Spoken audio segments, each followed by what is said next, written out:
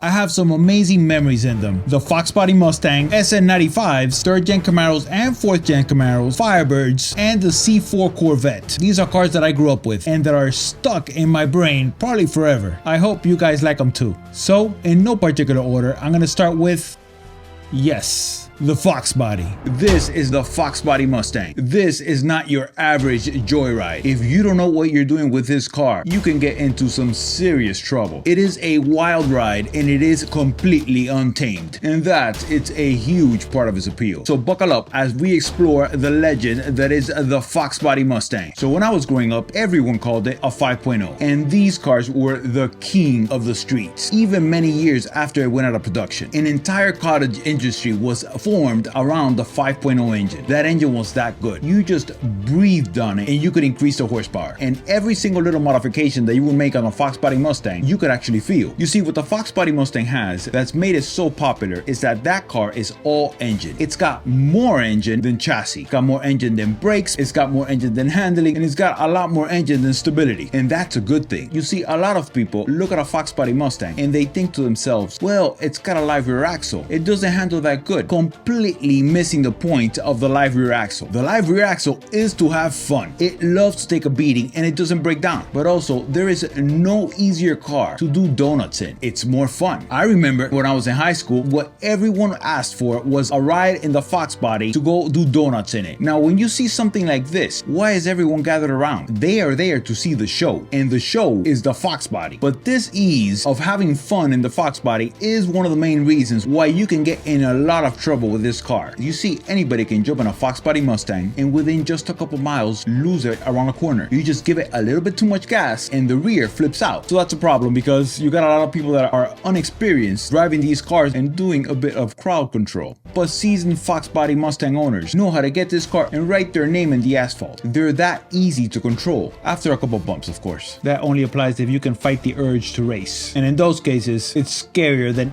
any new Mustang. How fast you go in a Foxbody Mustang strictly depends on how much you value your skin. This makes it really fun for some people, because some people see a dangerous Mustang and others see a Mustang decrease. You're not gonna find any $40 tablets or gauges on a Foxbody. And when you're driving, it better have your full attention, especially in the rain. Now remember, the Foxbody Mustang is one of the most easily modified cars that you can buy today. And that's the advice that you get everywhere. This is such a great blank canvas. Wow. Let me get that Foxbody. This is a big however. That advice, depending on your age, has probably been given this before you were born. I remember getting my first Foxbody back in 1985, and one of the things that we were looking for is, has it been raced? Has it been beat up? Has it been crashed? Back then, not today, that's back then. So can you imagine how many years have passed and the cars have been restored, raced, because everybody wants to do their own thing, right? You're looking to buy that. You have to be very careful. You have to be so careful. I've noticed that even a lot of people that are selling their Foxbodies, they might be the 10th or 15th owner and they don't know what they have. They think they have an original jewel and it's a car that's been beat on. They want to get a premium for it because they paid a premium for it. You have to really have a keen eye and really investigate the car. I like to see a nice original Ford Motorcraft sticker on the airbox. And if it looks original, like a little bit yellowed, oh, that's perfect. That's really nice. So your goal should be to find the cleanest, most original Foxbody that you can possibly find.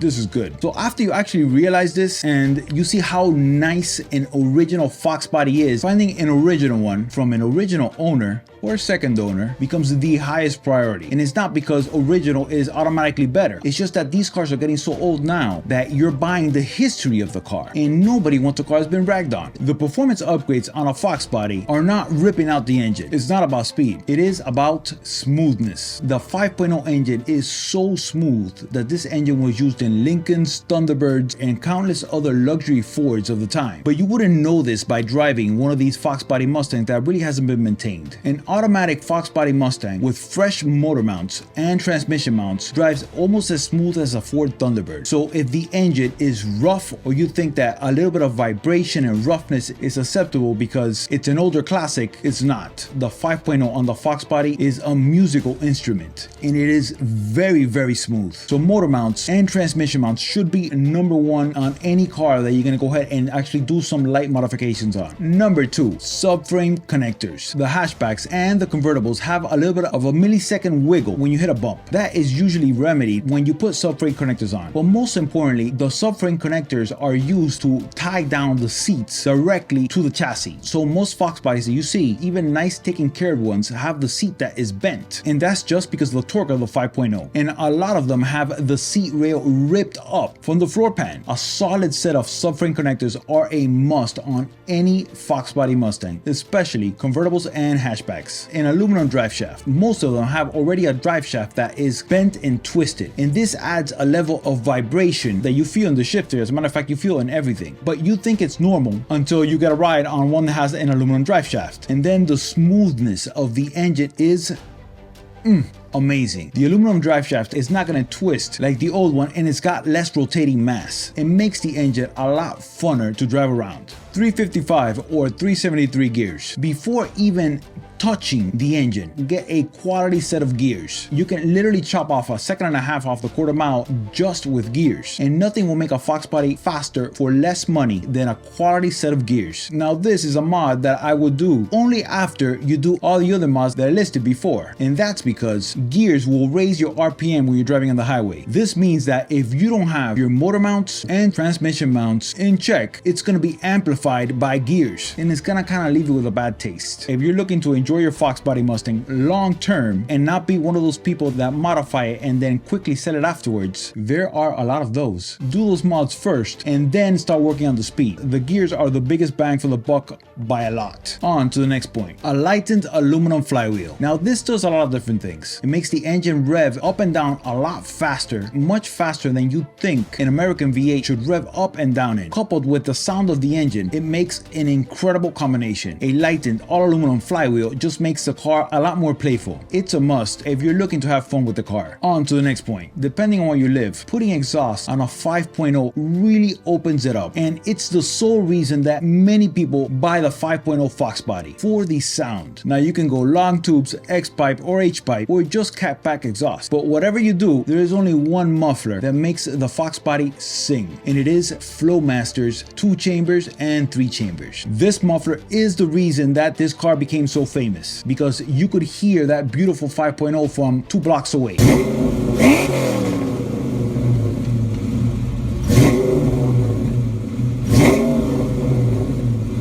And it is the best sounding engine on a Mustang that has ever been made, and it's turned up to 11 with these specific Flowmasters. Now you've got 2 options, the 2 and the 3 chambers. What's the difference? Very simple. The 2 chambers are louder than the 3 chambers. It's the same sound but much louder. When I was younger, wanting to have the loudest car possible, I liked the 2 chambers, but on the highway at 60 miles per hour, the drone is too much for me now. The 3 chambers are where it's at. It's the same sound, just a little bit lower, and virtually no drone on the highway, which is especially important if you have gears. So the original 3 chamber Flowmaster mufflers are the mufflers that I would choose on every single 5.0 Mustang. It has a quiet idle, and every single little gas that you give, it goes whoom whoom, and as you give it gas, it goes whoom whoom. And so as you're driving, you're almost like playing your musical instrument. It's that good. It's that good. Removing the air silencer. Now when you do this mod, you're gonna immediately hear it, and it sounds a whole heck of a lot more fun. It supposedly only gives you about 5 horsepower, but it feels a lot more because you hear the sound of rushing air. But if you do this, don't forget to store the air silencer just in case you happen to actually do sell the car, because I know for a fact myself and a lot of other people look for the air silencer if it's still there. And if it's not there and you've got one of these hot air intakes, store this silencer in a safe place in case you ever sell the car. On to the next one. A solid shifter. Removing most of the soft rubber adds a level of fun that completely transforms the Fox body's manual transmission. Now when you usually hear shifters, you hear short throw shifters. Who cares about short throw shifters? Yes, most shifters will give you a shorter throw action, but when you're doing the shifter on a Fox body Mustang, you're looking for something that feels like. And believe me, there is nothing more impressive than getting in a Mustang and not feeling rubber. It's better than any gated Ferrari shifter. Every single time you get in the car, you will enjoy it. And if anybody else gets in the car and they drive it, the overwhelming feeling is going to be like, whoa, this is a man's car. Because it feels like you're on every single gear. On the automatics, which are great by the way, a shift kit will make it shift faster, and a higher stall torque converter will also make it launch faster. But before you do any of that, put a set of 373 gears or 410 gears, and you're probably going to come to the same conclusion that I've come to. It's not going to be needed. The car is going to barely grip, and it's just going to be like a roller coaster going down the street. Save your money for something else. Make sure the automatic is not leaking like Niagara Falls, and just enjoy it as is. Now, in case you haven't noticed, virtually every single one of these modification tips are stealth. You cannot tell what has been done to the car. It looks completely stock, and so you haven't killed the value on it. You have just increased the fun exponentially. Yes, there's countless things that you could do to a Foxbody Mustang, but by the time you spend $100,000 putting independent rear suspension on it and doing a coyote swap, my brain starts thinking I'll never get that money back. And so, at least for me, because I grew up poor, that totally limits the fun of how much I can have with a Foxbody. On to the next one. These plastic headlights turn into a yellow mess in the sun. Now, I've seen people sharing tips on Aero Foxbody headlights, claiming that the original Ford headlights are the ones to get, even if you have to pay a huge premium for them. That the new cheaper Chinese made headlights are so much worse. So it's always better to spend a fortune on the original Ford headlight. That's completely...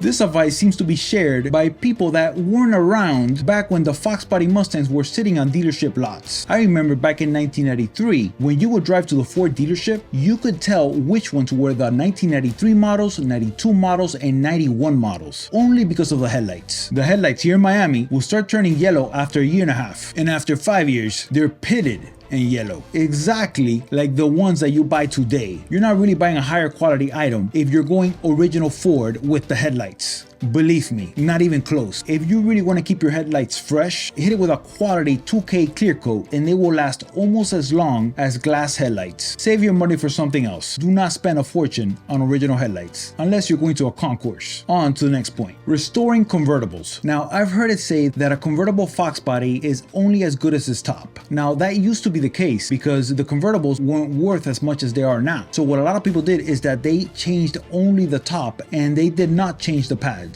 You see, when you change the top on a convertible Mustang, over the rails below the actual top are pads that shrink, and if you don't replace these pads when you're redoing your top, you're gonna get a lot of this, and this is not the way that it's supposed to look. And so by wanting to save a couple dollars not replacing the pads, the entire top looks terrible. At the end of the day, the labor is gonna be the most expensive part of replacing a top. While they're in there, slapping in new pads is not gonna add to the cost of the labor. When you're doing your top, always change the pads, especially if you want to keep it for a long time, or if you want to sell, so basically every single time. Now, the reason that these pads actually shrink is because the top is vinyl, and so as the top naturally shrinks throughout the years, the pads are also being compressed and shrunk at the same time, and this is going to happen with every single convertible that has a vinyl top. The only solution is to go with a cloth top, and it is 1000% worth it. A quality cloth top will last 20 years, that where a vinyl top, at least here in Miami, will start shrinking heavily after about 5-6 years. They can shrink so much that they can rip with the quickness, and you have water all up on the inside. When I see a Foxbody with a cloth top, the first thing that I think to myself is that the owner really went all out to take his 5.0 to the next level. Totally worth it. On to the next one. Interior restorations. Now, I hear a lot of people talk about how bad the quality of a Foxbody Mustang's interior is, and most complaints center around the quality of the plastics. And my question is usually, compared to what? Now, I've been around a lot of classic cars, and one thing stands out. I've yet to see an 87 and up Foxbody with a cracked dashboard, even on abandoned cars that have been sitting under the sun for decades. That to me tells me a lot about the quality of the interiors. So most restorations on these cars center around the seats and carpet, because guess what? The door panels also last for the life of the car. They sell quality replacement kits for the original that are original to the car, and they go with the lines of the interior. So if you're doing a restoration and you really want to flex your interior, the original design is always best. Stay away from the eBay specials, especially for a car that's as cool as a Foxbody. Now, when looking to get a Foxbody Mustang, like any classic, there is one thing and one thing only that you should be looking for, and it is rust, specifically around the shock towers. If you're looking to buy a Foxbody Mustang, if you see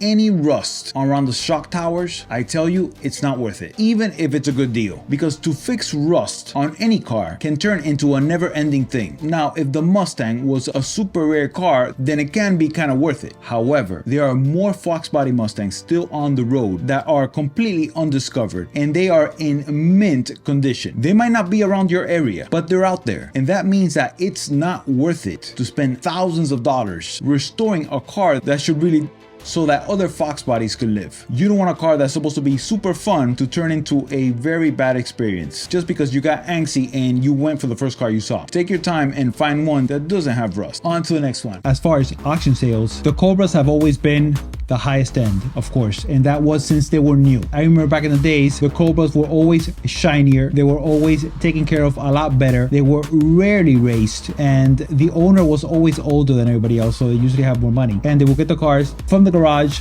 drive around, enjoy, and right back to the garage. However, the majority of them were not. And looking at these auction sales, I can tell you that today, a lot of people still think that the convertibles are not worth anything. The convertibles are exploding in value, and that's because the Foxbody Mustang now has entered classic Mustang status. And when you think classic cars, having a convertible that fits 5 real adults is really hard to come by. I remember in my Foxbody, we stuck in a whole lot more than 5 people. You really can't do that on modern Mustangs. And so the convertibles are being used for parades, car shows, and just for fun, because you can hear the 5.0 a lot better. It's interesting seeing these Foxbody Mustangs explode in value, and I can tell you exactly why. People like me that grew up with them now are looking for a car that's fun in a way that new cars aren't. It's not just the younger generation. I mean, it is, because it's a fun car, but these high-end sales is more than just the teenagers and 20-year-olds. It's professionals that already have everything and they want that extra spicy car from a different time, a time without all the BS. You see,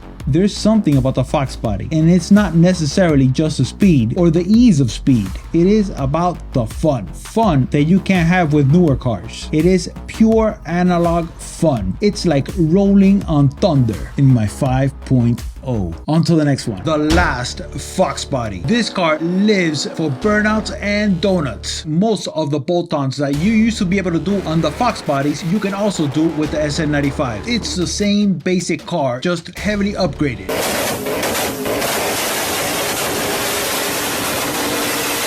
Rev your engines and hold on tight, because today we're diving into the legacy of the 1990s legend. What made this car a game changer in the muscle car world, and why decades later it still captures the hearts of the enthusiasts all over the United States. Stay tuned as we uncover the secrets of this iconic machine and explore why it's more than just a car. It's a statement. From its groundbreaking design and powerful performance, the Sn95 and New Edge is a story of innovation and passion. Ready to find out why this is a must for collector cars all over the world, and why now is the time to buy one. Stay with me as I take you down the Sn95 path. But first, don't forget to do all that YouTubey stuff. Like, subscribe, and you can especially share to those people that like to trash talk Sn95s, so you can hit them with a couple facts. Let's go. It outsold the Camaro and Firebird combined. For over a decade, this car was featured in countless movies, television shows, and magazine covers. Americans vote with their wallets, and this Mustang, the Sn95 and New Edge, was voted the clear winner by the American people. Everything else you read online, it's smoke and mirrors. So you can argue all you want. However, no Mustang has sold as good as the Sn95 since. I remember the first time I saw an Sn95. My uncle used to work at a dealership, and he brought this car over, and when I saw that car outside, I couldn't believe it. It was a 1994 Mustang GT with the tri-bars. It had less than 20 miles on it, and it smelled so good. That new Ford smell is super strong. That car just parked there completely blew my mind, and ever since then I've always had a soft spot for Sn95s. Now this was back in 1994. I didn't know much about cars back then. I just knew what sounded good and what looked good. A lot of people back then were saying that the Mustang was going to be canceled and that the Ford Probe was going to take its place. What does remain as historical fact is that they had 3 finalists as far as styling goes. You had the Rambo, Turbo, the Arnold, and the Bruce Jenner. The pumped up Arnold was the one that made it to final production. Now this was the actual reskin of a Fox body into the new updated stiffer structure, codenamed the Sn95. The structure is the good thing about the Sn95. It's an upgraded Fox body chassis, so it's a lot stiffer. It's 44% stiffer in twist, 56% stiffer in bending, and the convertible is 80% better versus the last model. That is a huge leap forward as far as a chassis, because last time I checked, everything is connected to the chassis. These level of chassis improvements cannot just be had by adding subframe connectors or a strut tower brace. Everything that you see that's painted white is a carryover part from last year's vehicle. Everything that's been painted blue has been significantly updated to accommodate the changes in the new car. All of the red stuff is totally new. On the convertible, what they've done to eliminate a lot of the cowl shape they had in last year's model, they've tripled the thickness of the rocker panel when compared to the base car, added this X-brace and this interesting mass vibration damper. Sn95s are divided into two segments: the 94 through 98 body style, which was the original body style that we just talked about, and the New Edge that came in 1999 through 2004. Starting with 1994, came with a 5.0 engine. The reason that Ford did not change over to the 4.6 with the brand new chassis is because everyone purchased the Fox body for the 5.0. As a matter of fact, nobody called Fox bodies back then. Everyone called it a 5.0. And so if you debut a brand new Mustang without the 5.0, it's done. So they did the smartest thing possible and bring out this radical new styling, but with the trusty 5.0. You have to remember that there were countless industries dedicated to the 5.0. The 5.0 was the performance engine of the 80s, and it was still dominating the streets in 1994. So to debut a Mustang without a 5.0, that's not good. Now this engine was actually 10 horsepower stronger than the 93 model and is 10 horsepower stronger than the 92 model, even though the 1992 model says 225 horsepower. The way that they were calculating horsepower, for marketing purposes of course, had the Mustang up on the Camaro just to sell more. But realistically the 5.0 really didn't need that because nobody kept the 5.0 stock and nobody kept Sn95 stock either. So now you might look at the horsepower figures and you might think to yourself, well, that car had very low horsepower. What's the big fuss about? You have to understand that this car was a base for everything else that was added on top of it. A lot of people will get a brand new car, take it home, pull out their engine and start stripping it. This is obviously before YouTube builds. People would actually just do it for fun. And so the moment that this car hit the streets, it was already outselling the Camaro and Firebird. For intensive, full-day hands-on sessions with the new 1994 Cobra. The Ford Mustang Cobra debuted. This is not the Cobra that we have today. This is the Cobra with the original 5.0. This was the 93's Cobra's engine with a lot bigger brakes. As a matter of fact, a lot of people said at the time that this car had the largest production brakes fitted to a passenger car, and it had exactly the mods that this car likes. The 1994 Cobra distinguishes itself from all other Mustangs on the road.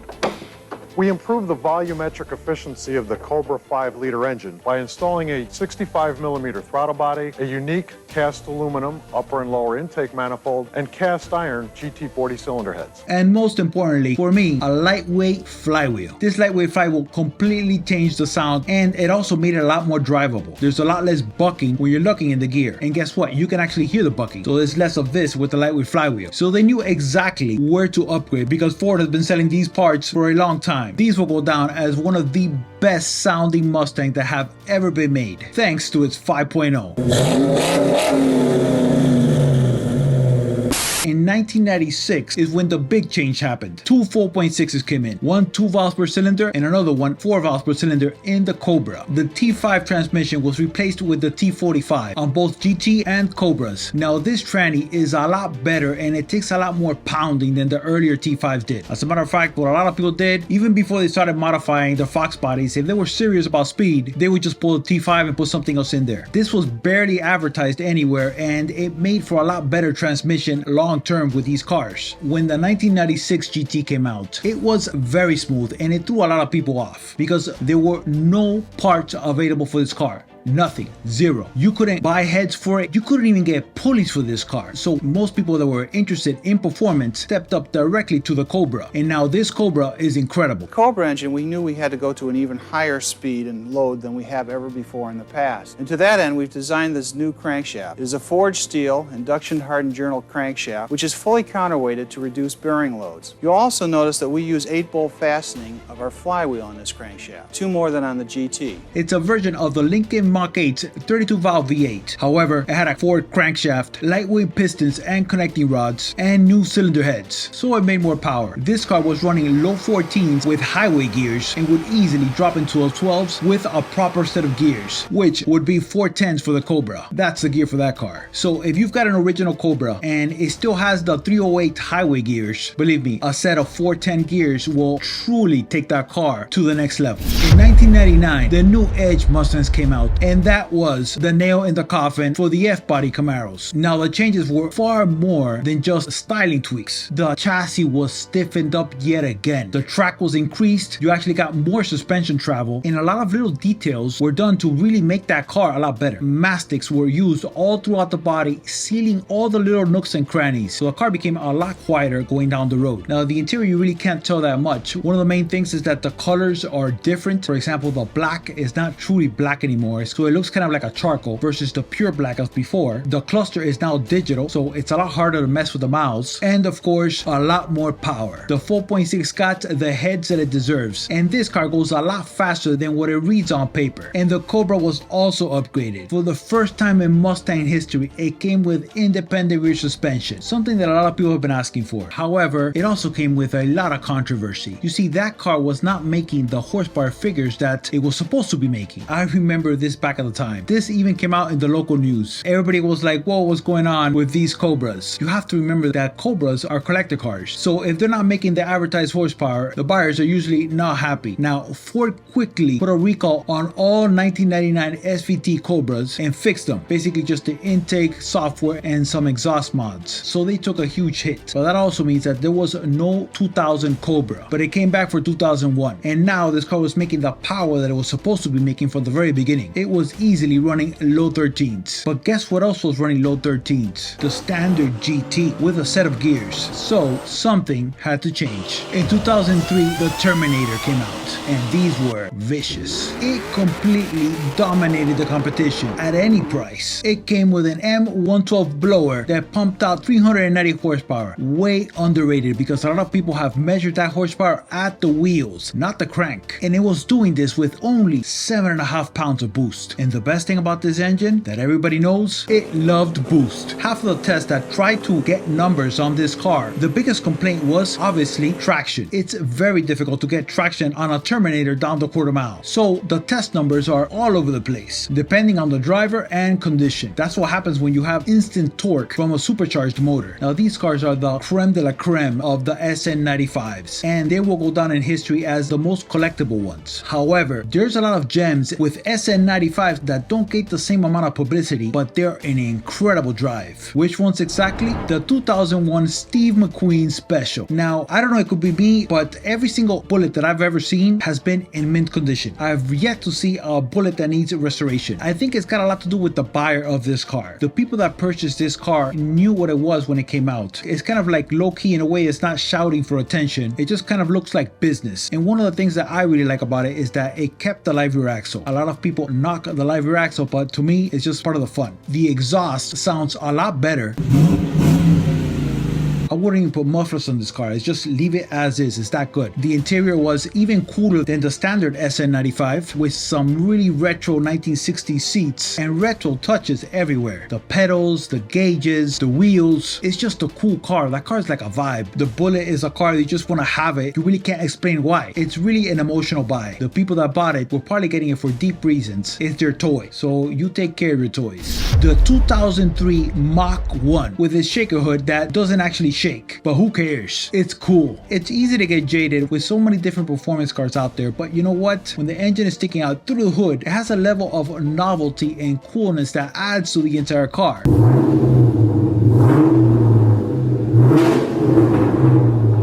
Luckily, that car is not just looks. That car is an upgraded 1996 Ford Mustang Cobra. The way it should have came from the factory. You see, the Mach 1 has the 32-valve Cobra engine without the supercharger. It also doesn't have the live rear axle, just like the 1996 model. So you've got a way simpler setup. However, it's incredibly well tuned, and the engineers that put this together really knew what they were doing. Obviously, this car is meant to slot under the Cobra and over the GT. However, it's a very different car, and a very fast car too. It came standard with 355 gears. Even the automatic was running 13s, shifting 1000 RPM lower than the red line. With the manuals, it was running low 13s, high 12s. You see, this Mach 1 is basically just a 1996 Cobra with a better gearing. The best gearing will be 410s because the Cobras love gears, and it will make it even faster. But of course, it's probably gonna drink a lot more. This car is truly a collector item. When it came out, it was a collector item. You rarely see these cars on the street, so the chance of finding a Mach 1 restoration project is actually really slim. And if you've got one, you know what you have. So these cars sell at a huge premium, and they're totally worth it. The Saleen S351. It's a handful, and it's very good. I like the old school stuff, and the Saleen S351 offers everything you could possibly want on an Sn95 out of the box. That's a car that you don't have to do anything to it because all the best upgrades were already done to that car. It's got a 351 engine that only weighs 3,400 pounds. The brakes, the suspension, the transmission, it's got a ceramic 3555 ready to get abused. I mean, it's got everything. And to anybody that's built a Mustang, they know how expensive it actually gets when you start adding up all the parts. A lot of times, you end up seeing what breaks as you up the horsepower. The good thing with Saleen's is that these cars are tested from the factory for abuse, and they still came with the 3-year 36,000-mile warranty of a standard Mustang.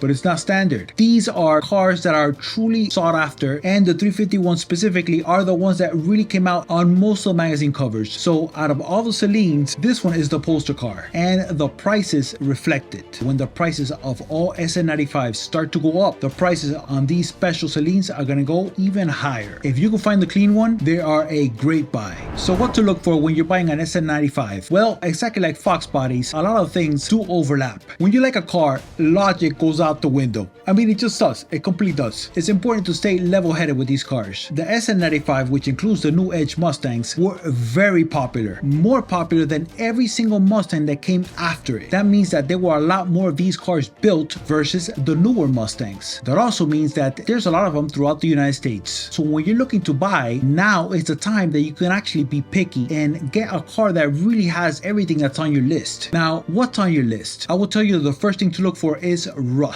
Believe it or not, a lot of these cars actually still rust. Not here so much in Miami, but believe me, I've seen a couple of them with some rust, especially if you live along the rust belt. But beyond rust, which is not much of a problem with these Sn95s, I will look at paint and bodywork. You see, a lot of these cars were not taken care of that well just because they were cheap fun. So a lot of them have been crashed and repainted and redone many times, and sometimes the paint jobs hide a lot of the car's history. So if you're looking to buy something and you want something clean to start off with, to do your mods with, or to keep it as is, I will look for original paint. Since you have a lot to choose from, find one that has a really nice paint job, something that you don't have to do any body work to, because it's a lot more expensive, especially today, to do body work than mechanical work. Mako's not $300 anymore, so you can spend a lot more on paint and body work than you did 10 years ago. The earlier Sn95s, which would be from 1994 to 1998, had the puffy seats. Now these seats were so comfortable, they were like sitting on a pillow. However, the leather was so soft that every single one of these ends up falling apart, and these are very difficult to reupholster and get them in like new condition. If you can find one that has original seats, it says so much about the car. That's incredible, because by 30,000 miles they were starting to look a little bit raggedy already. That's on the early ones. On the later ones, which would be the New Edge models from 1999 to 2004, the seat padding is a lot stiffer and it holds up a lot better, especially the ones that have the weave in the middle. Those, I don't know what it is if the owners take really good care of them, but they really last a long time. So the seats is the main thing that I would look for. The door panels are easily replaced, and if you have to touch up any interior panels, they're easily spray painted with original colors that makes the interior look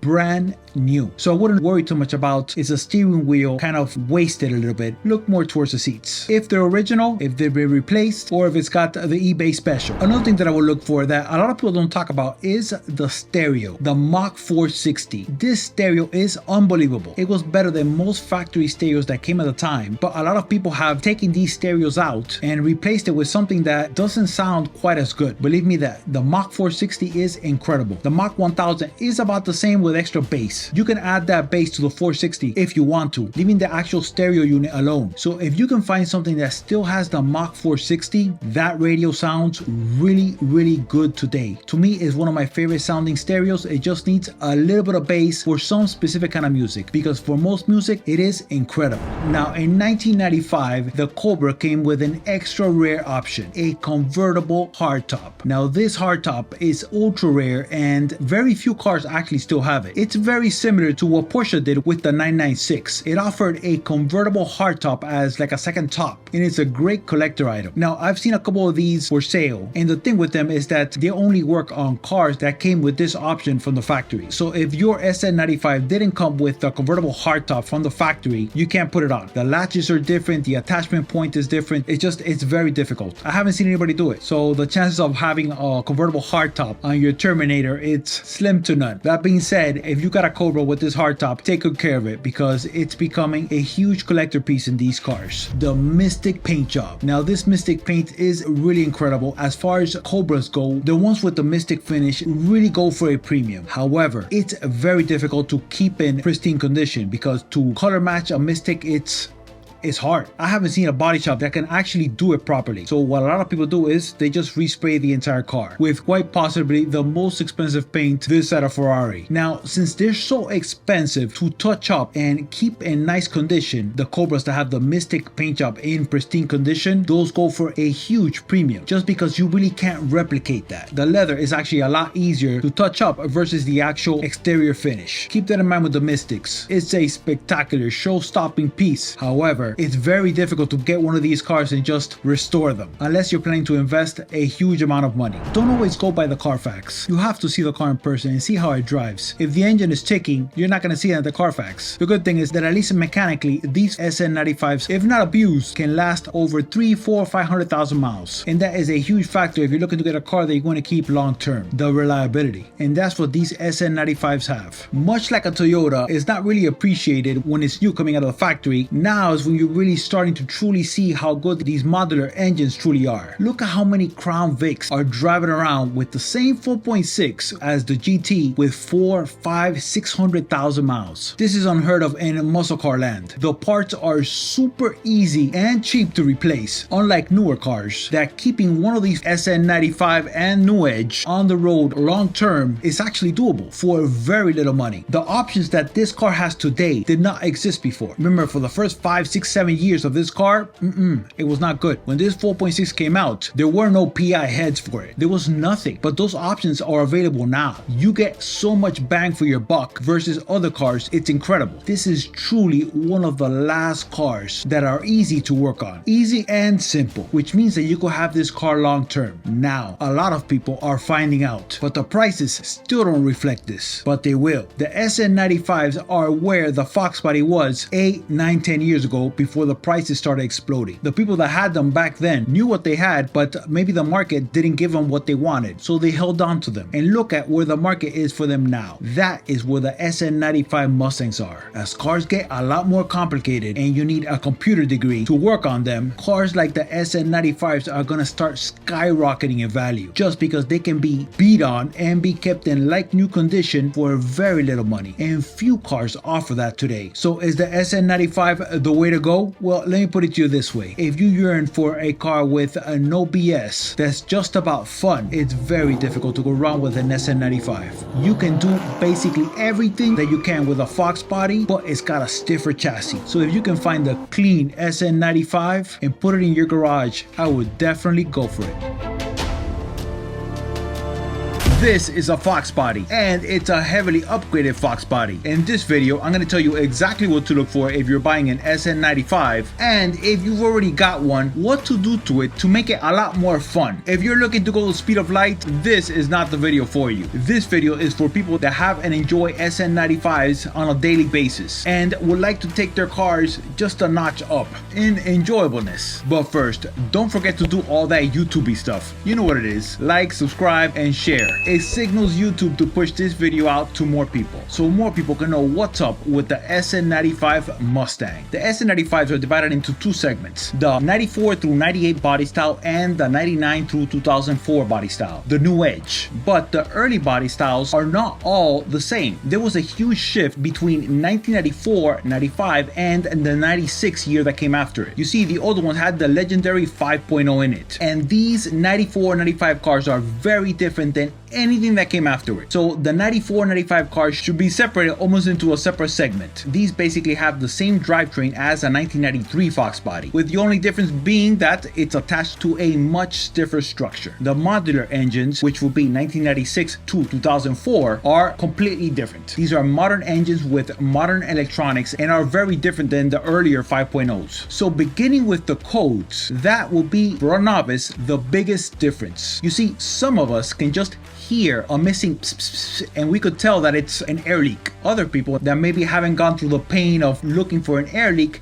maybe they don't know what it is. And that is where the 1996 and up 4.6s really shine. If the car is not running right, you can easily plug in a $20 OBD2 sensor and it will give you all the codes pinpointing where to start. You don't have that in the 1994 and 1995 year Mustangs. So even though it's hard to believe, what's actually happened is that the 1996 and up cars are maintained a little bit better than the 1994 and 95 Mustangs, except for the Cobras, of course, because those cars have always been taken care of, like those are collector items. But overall, for most GTs, the 96 and up cars have been better taken care of than the earlier cars, and that's the main reason. When they can't fix the car themselves, they just let it go, and it's a lot simpler to diagnose a 1996 and up 4.6 for everyone, not just the people don't know, for myself also. And that's a huge factor when you're looking to buy one of these cars. But the real problem was that you really couldn't upgrade this car. The heads, which is the choking point of these earlier 4.6s, hadn't arrived, and so there was nothing you could do. But now it's very different. As a matter of fact,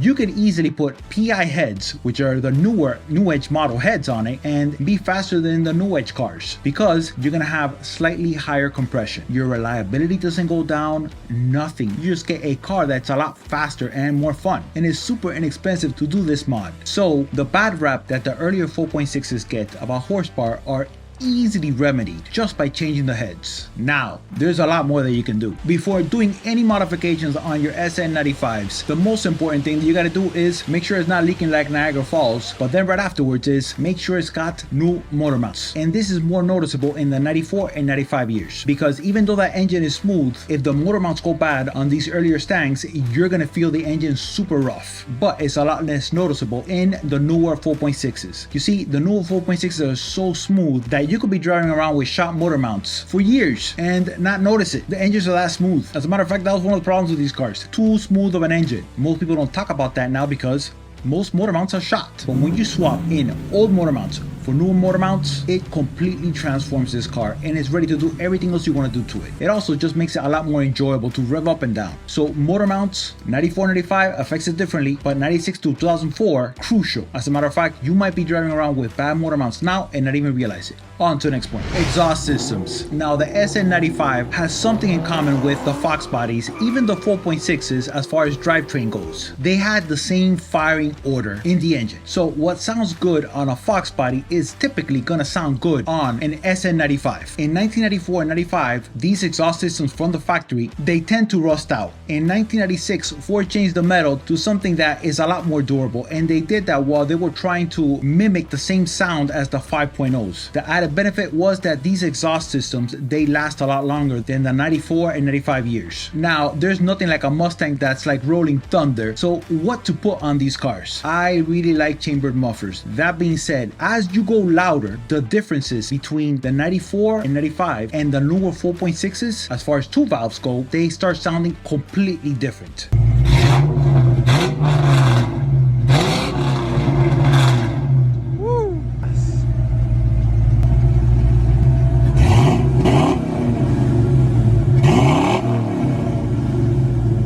Okay. So the 4.62 valves and the earlier 5.0s sound very similar. However, the 4 valves sound completely different, but it's really not that noticeable with stock exhaust.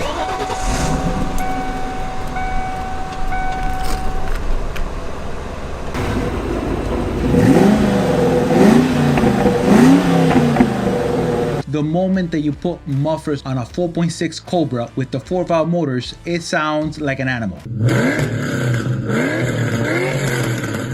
It's kind of like a mix between like a motorboat and NASCAR. And so expect different sounds from each. Remember, it's very difficult to capture on video what a car is going to sound like. It's actually almost impossible. So if you see a car that you like the way it sounds, take a picture of everything that was into that car and do that to your car. Don't go by what somebody on the internet told you. This sounds great, this worked for me, because it might not. Go for what you like. 2 chambers and 3 chamber Flowmasters sound fantastic on the 2-valve motors. The 4-valve motors, they have such an exotic sound that all bets are off.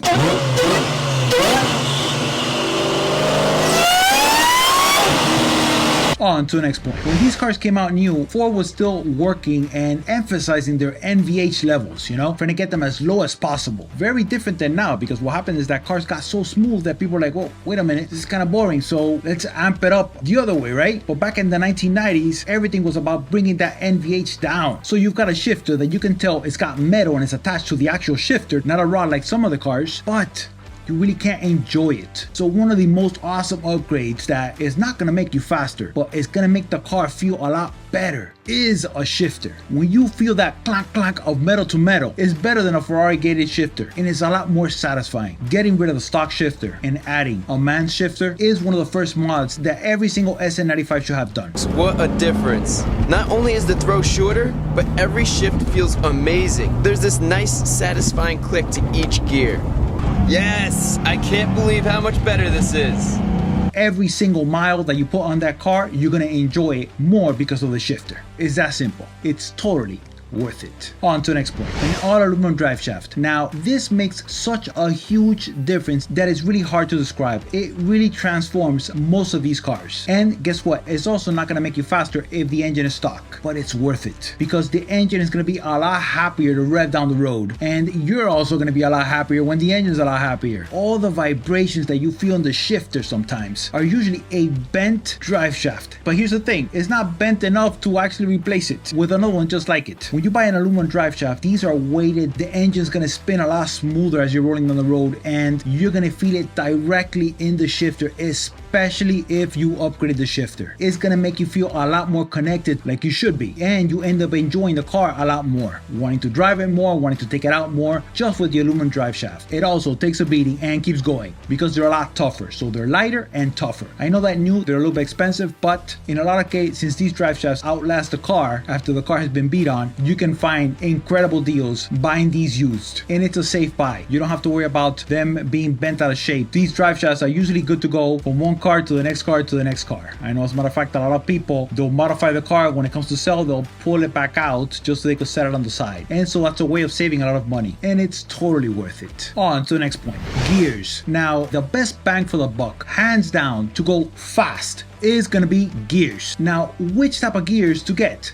There's so much conflicting information. It's just like, what? Where do you even start? Let me break it down to you, and I'm gonna tell you the pros and cons. It's actually pretty simple. Different engines require different gears, starting with 94 and 95 manual Mustangs. To me, the best gears to drive every single day and have fun are 355 gears. Not 410 gears, not 373 gears. Why not? Well, 373 gears, you're gonna be shifting too much. You just are. It gets to a point where you're shifting for no reason. You're shifting because the engine's gonna ask for the shift, and when you accelerate, you're also going to be shifting too much. 373s really don't make you that much faster versus 355s. They're just not as enjoyable long term as 355 gears. 96 through 2004 manual GTs, also 355 gears, for the same reasons as the 94 to 95. You get to enjoy the power band a lot more, so the extra tenth of a second in the quarter mile or 0 to 60 is not worth the thousands of extra shifts that you're gonna have to do. It's just not worth it. As a matter of fact, this is a really nice sounding engine. It's actually fun to run it through the gears and let it rev out. So 355s is perfect for the GT. 96 and up Cobras, non-supercharged, 410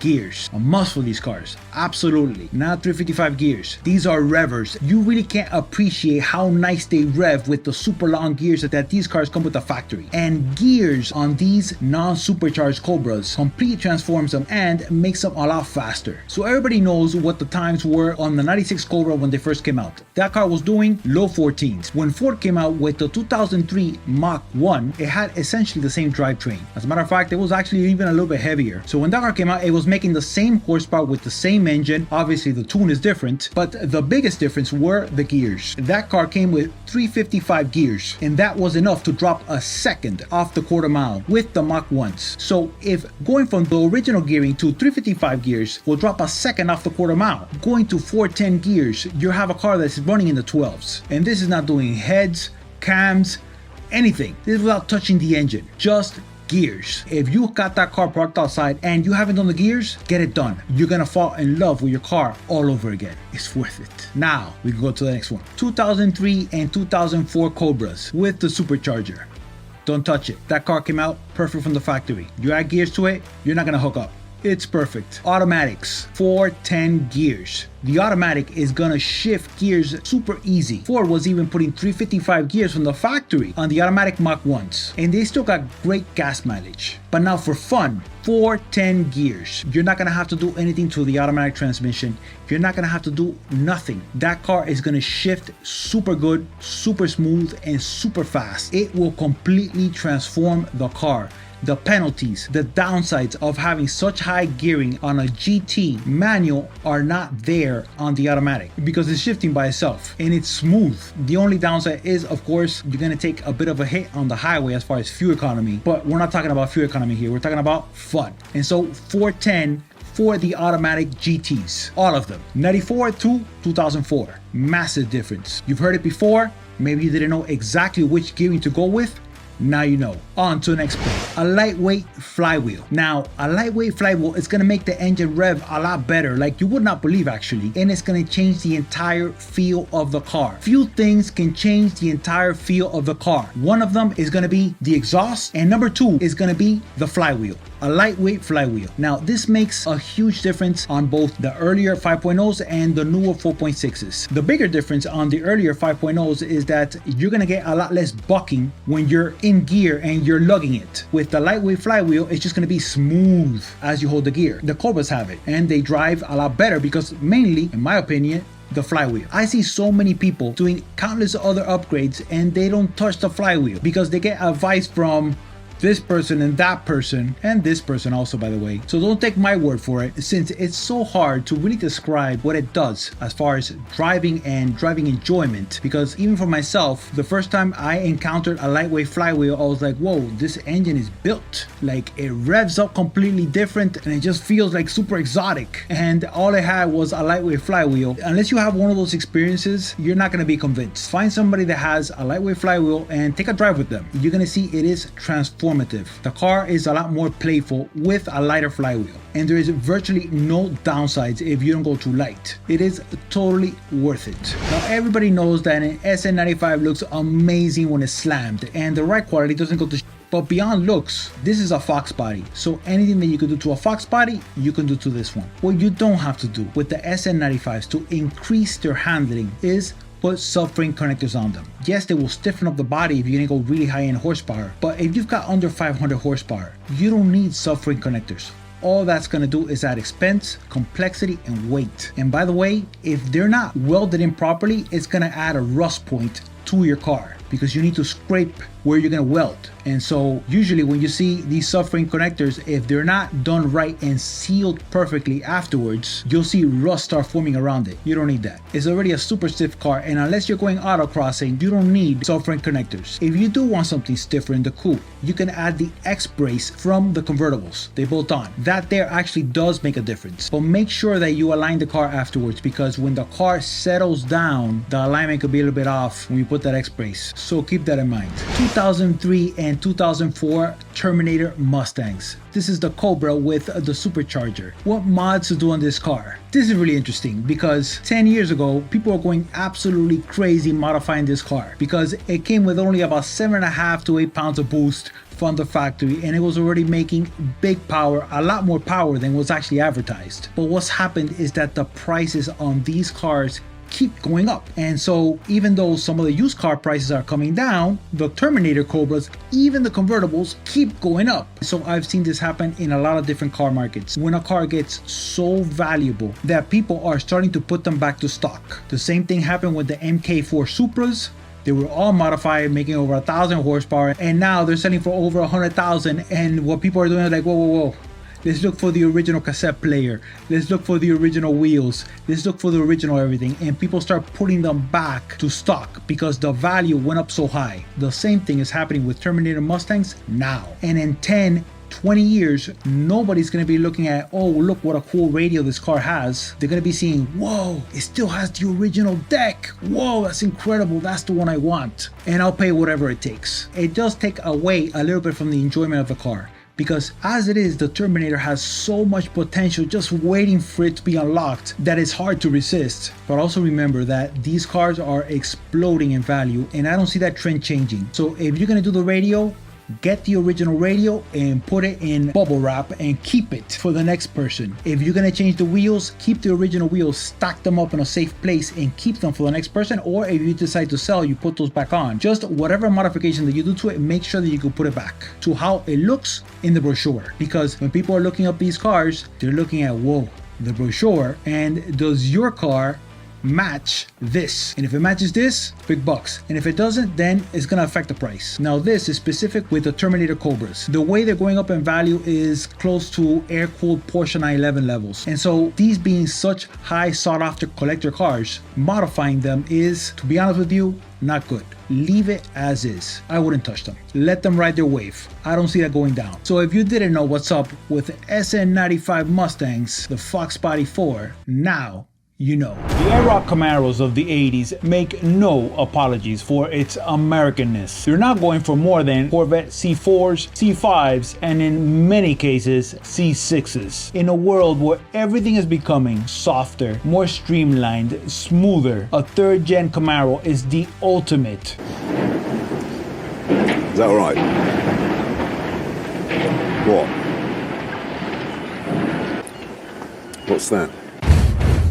Let's get to the heart of why these IROCs are fetching so much more now than they did before. What's driving up the prices is the new generation of car enthusiasts, the 20 and 30 year olds that are looking for something that not everyone else has. But they are not the only ones that are going crazy about this car. It's also people like me that remember it from high school when there was nothing cooler than an IROC. My love for cars didn't come from my friends. It came from my dad, which owned Camaros. It made him possibly the coolest dad on planet Earth. And one of them was a yellow IROC Z28 that he gave to me. That car was oozing coolness, especially here in Miami. So you can say that this third gen Camaro spans coolness all through the demographic generations. So prices are exploding.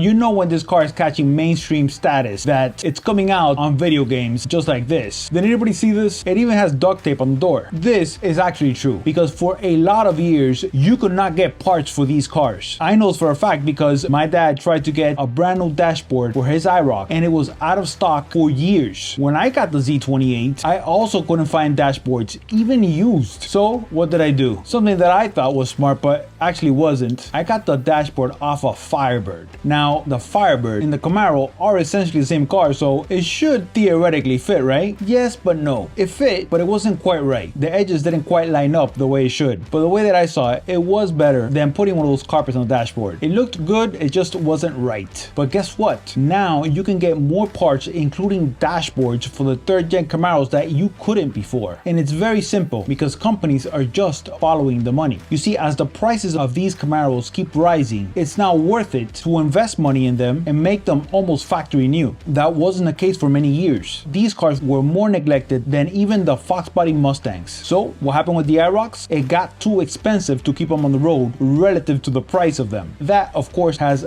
completely changed. So any amount that you would spend bringing them back up to what they should be, you more than get your money back if you were to resell it. But realistically, most people that are buying these cars just want to keep them and enjoy a cool ride that nobody else has.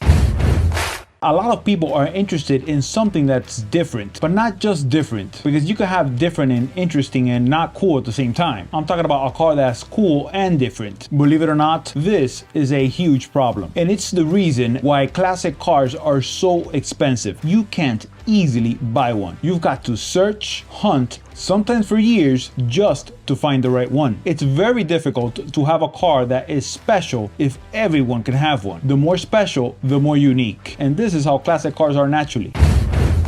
This car always gets compared to the Foxbody Mustang, and I can see why. They're both American muscle V8 rear-wheel drive cars. But whenever you see the comparison, they're never apples to apples. So when the Foxbody Mustang actually shared platforms with a lot of different passenger cars because it was more of a normal car, that was not the case with the 3rd Gen Camaros. It was a custom platform shared only with the Firebird. They were more expensive to make, and they handled completely different. Chevy used what they learned in the IROC series to make better their road cars year after year. The moment that you see one on the streets, you can tell that this car is closer to a NASCAR than a street car. So when you see the Camaro stance that is lower and wider than most other cars of the time, that's the reason. The handling and the turning is next level compared to the Mustang. I know, because I've owned many Foxbody Mustangs. It was actually my first car, and everybody that I knew that had a Foxbody Mustang crashed it, including me. I knew exactly 0 people that crashed their Camaros or Trans Ams. That was just not a thing, and it's still not a thing. The handling on these cars to go to road courses and do some serious laps on is incredible. The platform is naturally designed for that, and that's part of the huge renewed interest that these cars are getting. Another reason why these cars are getting so popular now is because there are none on the road. No nice ones. For a lot of years, you could still see them on the road, but the ones that you would see are the beaters. Those cars have long been put to pasture. So when people see an IROC Z28 rolling down the road, they don't have memory of an ugly one or of one that was beat up. They just see nice car, and when they go online, all they see is mint Camaro. And after they spend $60,000 to park it in the garage, their neighbors are not going to tell them, oh, there's another one like it across the street that is in so-so condition. No, that might be the only one within a 20-mile radius. So the fact that you can get one that is not the same as everyone else's, because there is no everyone else's, means that you get something that's truly yours and truly special. Which years are the best years? Well, I can tell you from the auction prices, the mid-1980s are the ones that are fetching the most money, with T-tops and the Corvette's 5.7. Now these cars are in unbelievable original condition. There are no mods on these cars. They are as original as possible down to the radio. A lot of people love the manuals, and they are a great drive, but you've got to remember that this car has a big American V8 with a lot of low-end torque. The Corvette's L98 5.7 engine is a monster with this car, and it truly does feel really strong. For a lot of years, I thought that that was the way to go. But if you're looking just for yourself, to go to the car shows, to go with your girlfriend or your wife, as long as it's got a V8, it's more than enough. Now, I know that faster is always better, but let me put it to you this way. When I was dating my then girlfriend, which is now my wife, I remember when we went out in the IROC, she was scared half the time, and I was driving like an old lady, and I had given her a ride in way faster cars, but the IROC is what kind of scared her, and it was also the one that she preferred the most because it was wild and crazy to her. So it depends what you want it for. Remember, us as guys, we have a perception of speed and we're thinking competition all the time, but don't let that take away the fun of a stock IROC as it is. Believe me, if it's original and running properly, it needs nothing. So if you're gonna do some mods on your 3rd Gen Camaro, you've got to always remember, this is the poster. This is a perfection. Anything that you do that takes it away from this is bringing down the value. This is what people are looking up when they look up IROC Zs. So if you do want to modify it, everything that is cool with the IROC Zs is the sleeper look, trying to make it look as stock as humanly possible, upgrading everything else. So doing LS swaps are a go, as is doing wheels, if they mimic these. If you try to put your own spin on it, it might be cool, but remember, this is the poster, and this is what people want to pay big bucks for. The 3rd Gen Camaros now are in a very unique position that whatever money you put into it, if you do happen to resell, you'll get it back a double or triple if you stay with the formula. If you divert from it, then you're getting off the road. Stay on the highway. This is the look.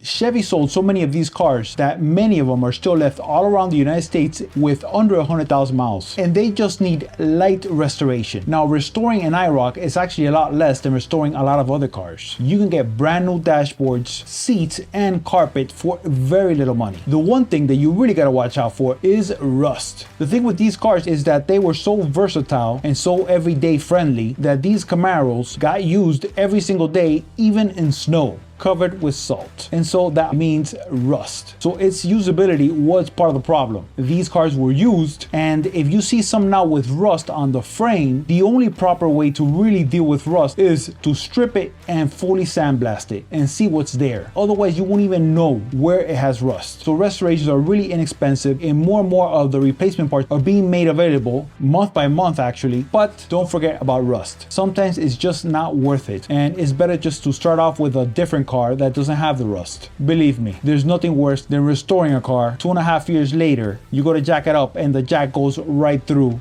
the floor pan. No bueno. So there are some hidden gems, and I mean gems, when it comes to these cars, and it is the 1991 and 1992 Camaros. Why are these cars so different? Now, besides the visuals, they have a totally different vibe, right? But that's not why they're a hidden gem. You see, with the 1991 and 1992 Camaros, Chevrolet started using their new construction technique, which included bonding metal pieces together with a structural bonding. And anybody who's driven a low-mouth Z28 with a stiffer suspension knows that those cars are drum tight. I mean, you could be going over bumps sideways and the car does not care. You don't hear a squeak whatsoever. It is not because they're better taken care of. It's because the new construction techniques were actually used on those years. Those are a hidden gem with benefits that nobody talks about. I remember when my dad gave me this car, I at first didn't know what to think about it because to me it was my childhood car, but I unfortunately sold this car. And thinking about it, a couple things pop up into mind. What a huge mistake selling my dad's IROC Z28 was. Not just because of how cool it was, and it was pretty cool, but because of what that car meant to him. It says everything about him and about this country that is good, and it is. If I ever get it back, I will never sell that car again.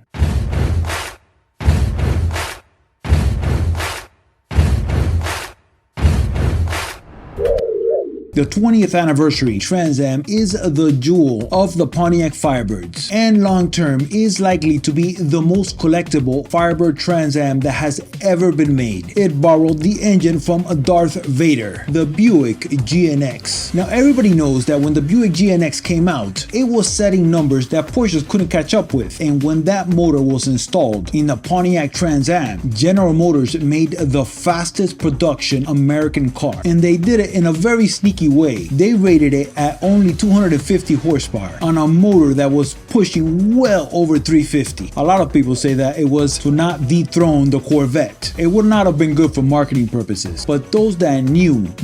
And when this car came out, it set records all over the place with an automatic, so the performance numbers were repeatable over and over again. And for those that want to upgrade this GNX engine, it is an incredible base for horsepower that is just crazy. And I mean crazy because you will never truly hook up. The 20th anniversary Pontiac Trans Ams have never really dropped in price. They have always been collector item cars, so the chances of finding a deal on one of these is really difficult. But if you think about it, those who purchased these cars knew what they were when most of the public didn't. So these type of cars went to collectors and people that were just really hardcore enthusiasts, because most people didn't even know what this was. Now they know because they see the auction prices and they see that why is this car far more expensive, and so they do the research. But still, most people find it odd that a Pontiac Trans Am has a V6 instead of a V8. But it's not just a normal V6. That's Darth Vader's engine in a Trans Am.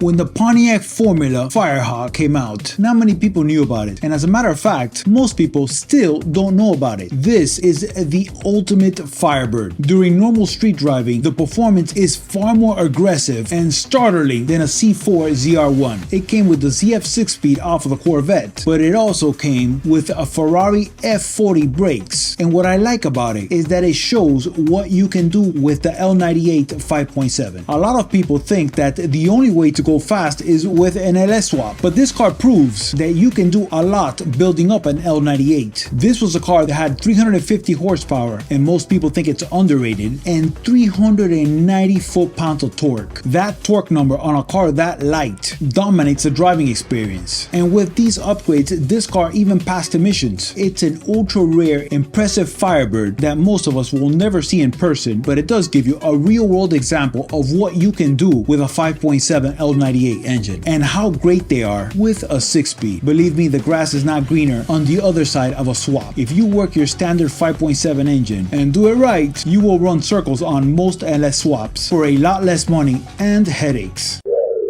The packaging on the 3rd gen F-bodies is probably their #1 winning formula. When these cars came out, they were almost 600 pounds lighter than the 2nd generation Firebirds. But this being a new type of construction meant that a lot of upgrades were done as the model years progressed. What stands out to me is what they did with the structure of the car. The F-body had 2 additional revisions throughout its lifespan. The first one was in 1985 with the introduction of the 16-inch wheels. The entire chassis was stiffened up with different weld spots all throughout the structure. So the structure on the 1985 and up F-bodies are stiffer than the first 82 and 83 years. But the biggest upgrade that was not advertised anywhere was in 1991. This is the year that the F-bodies became drum tight. Pontiac engineers used structural adhesive all through the gaps of the structure. The F-body cars are unibody, so imagine pieces sandwiched together like Legos. But now imagine pieces sandwiched together with glue. It was simple, but it was game-changing for the 91 and 92 model years. So much so that that was the first time that the Pontiac engineers did the convertible version. Because as everybody knows, having a convertible is like kind of having a shoebox and taking off the lid. It wiggles. But if you see the Pontiac Firebird's convertible road test at the time, everybody says that it was the stiffest convertible structure on the market and that there was no difference between the convertible and the coupe. An almost total lack of convertible body flex.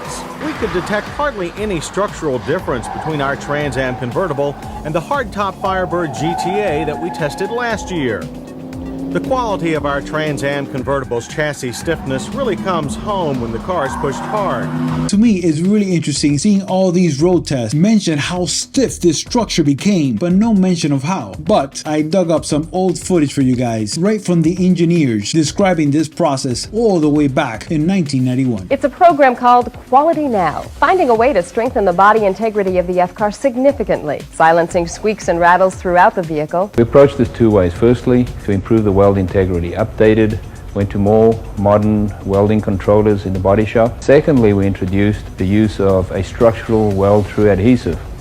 This is not new technology, but it's an application of existing technology. The overall result has been a drastic improvement in the torsional stability of the vehicle. Engineers at our Milford Proving Ground talk about a night and day difference, what they would term a quantum leap in the improvement in the integrity of the vehicle. You see, every single 91 and 92 Firebird that I've ever been in has been drum tight. The adhesives used throughout the structure on the F-body the last 2 years is more significant than putting subframe connectors. This also means if you're looking to LS swap a Firebird, it might be a good idea to look into these newer structures just because you might have to do a lot less to stiffen it up versus an earlier year. So 91 and 92, the changes are more than stylistic. It is game changing.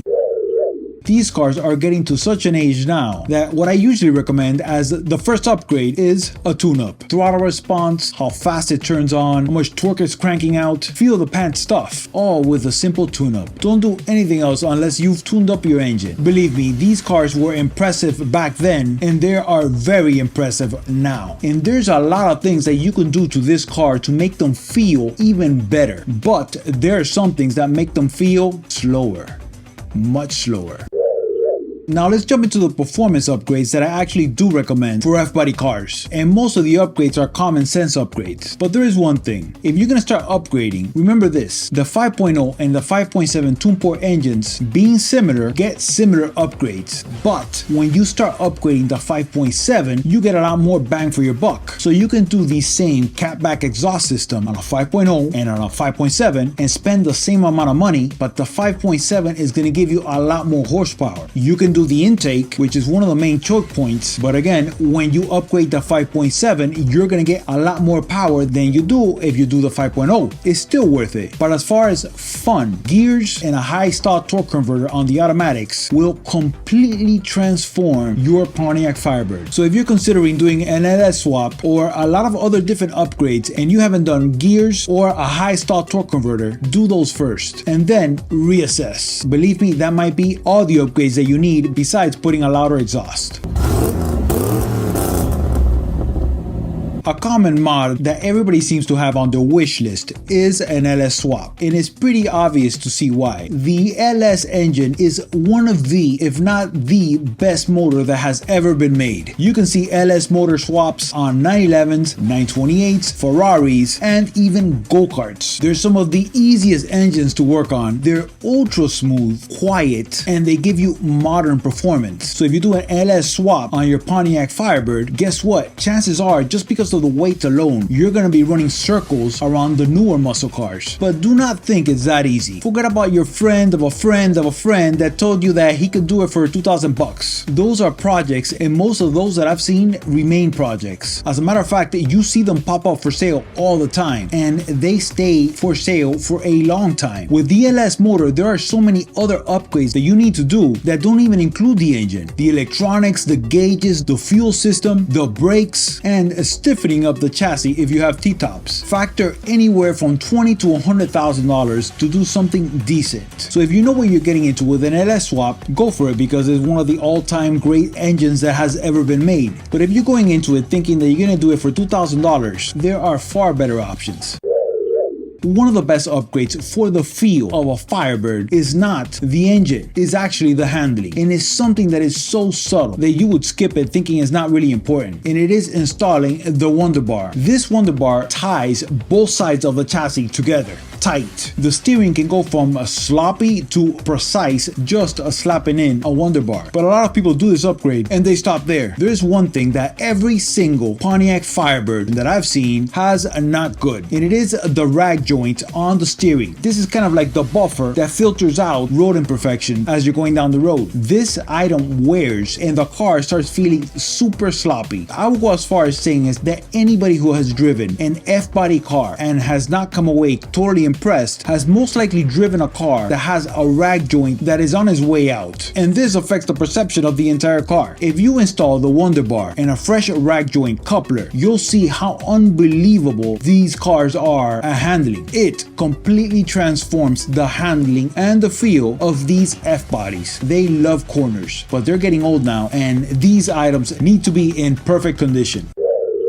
The other thing that a lot of people do that actually kills the fun in these cars is something that you might not think kills the fun. And this happens by, throwing money at the car, wanting to take it to the next level, and it's recommended by a lot of good people. And it is installing sound deadener all over the car. You see, whenever you install sound deadener all over an F-body in particular, not other cars, this is particular to the F-body, the Trans Am or Camaro does get a lot quieter. But what happens? It feels a lot slower. How much slower? If you do this amount of sound deadening in your Firebird and you take it for a spin afterwards, when before this you wanted just a little bit more performance, after doing this, you're not gonna wanna work on this engine anymore. You're gonna wanna do an LS swap. And it's very simple. In the hunt to make the car quieter, smoother, and try to remove every little squeak that you can possibly have, you're removing a lot of road noise that these cars are known for. This road noise is part of the charm of these cars, and it's part of the reason they feel so fast. If you completely dynamat your Pontiac Firebird, you are removing this element of the F-bodies, and the car is gonna be smoother, but it's also gonna feel a lot slower. So only do this upgrade if you have already LS swapped your car and are cranking over 500 horsepower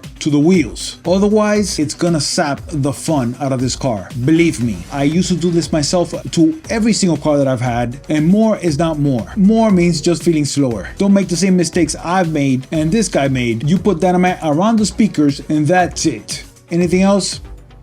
Not good.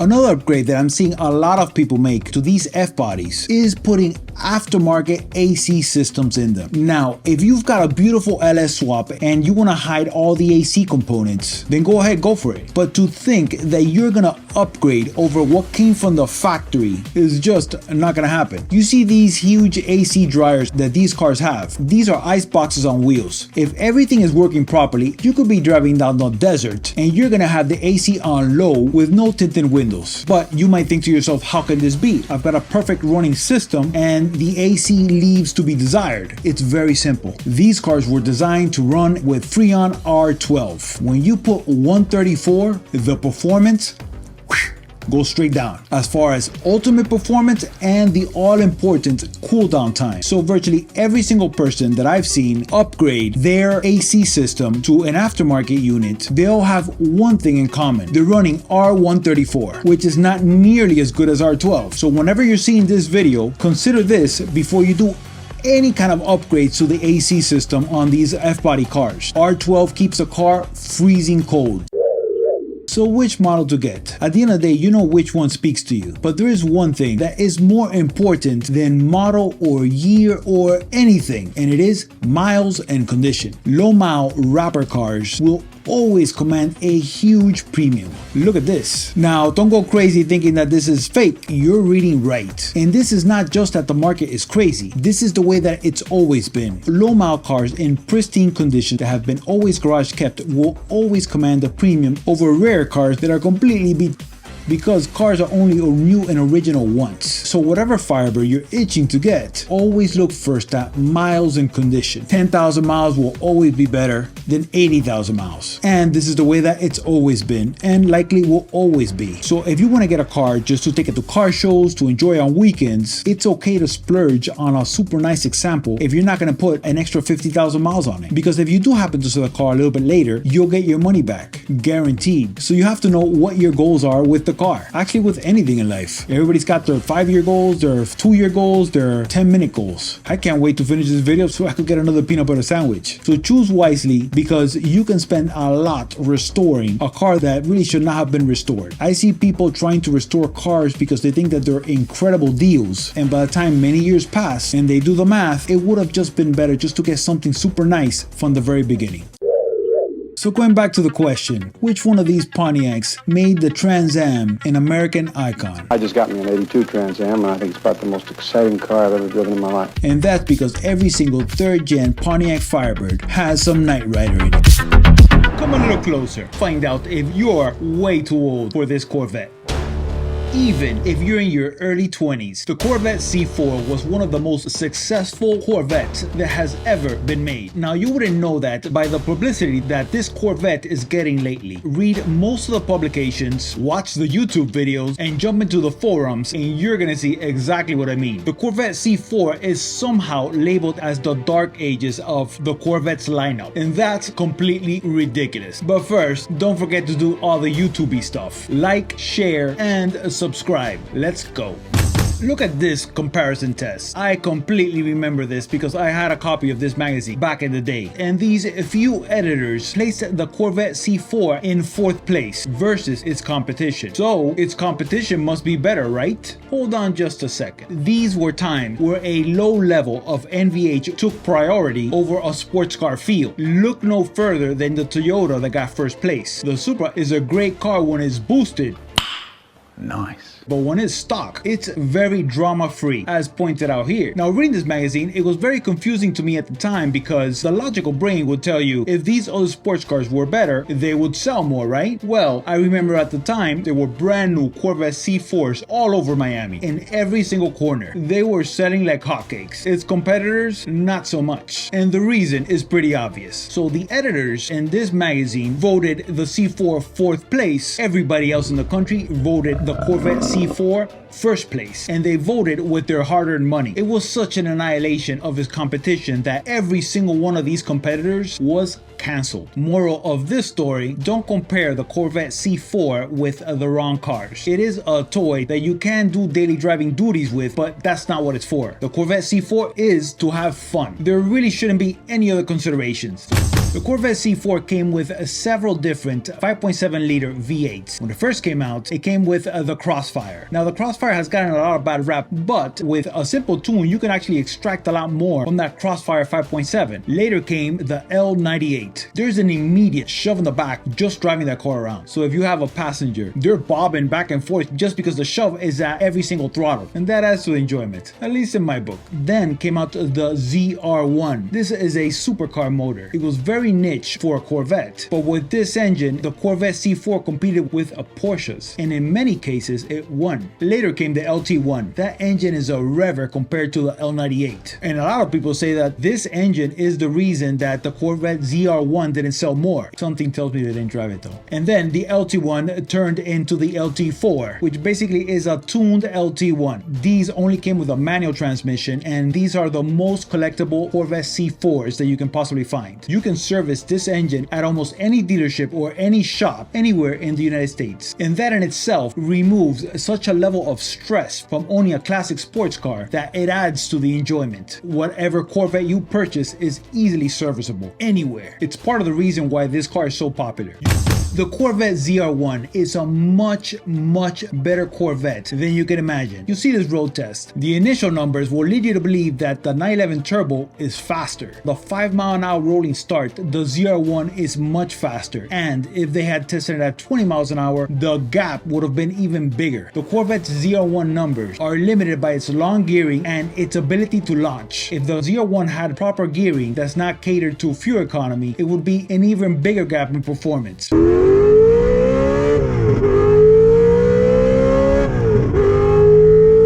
And the only reason that it didn't sell in the numbers that it should have sold is because Chevrolet dropped the ball with its marketing department. You see these cars? One is 3 inches wider than the other one. You can barely tell in pictures and in person. In today's world, flares will be added, wings will be added, and you'll be able to tell that that is the ZR1. Back in the 1990s, it was all hidden. So you see those extra 3 inches in the rear. It wasn't just the back bumper. The Corvette C4 started getting wider all the way back from the front of the doors until it finally extended into the rear bumper, which was 3 inches wider. And that was done to pack 315s in the rear. Not pack, actually. Hide 315s in the rear, and all that firepower was hidden in a shell that looked exactly like a car that was almost half its price. Not good. That's why the ZR1 is the performance bargain of the century.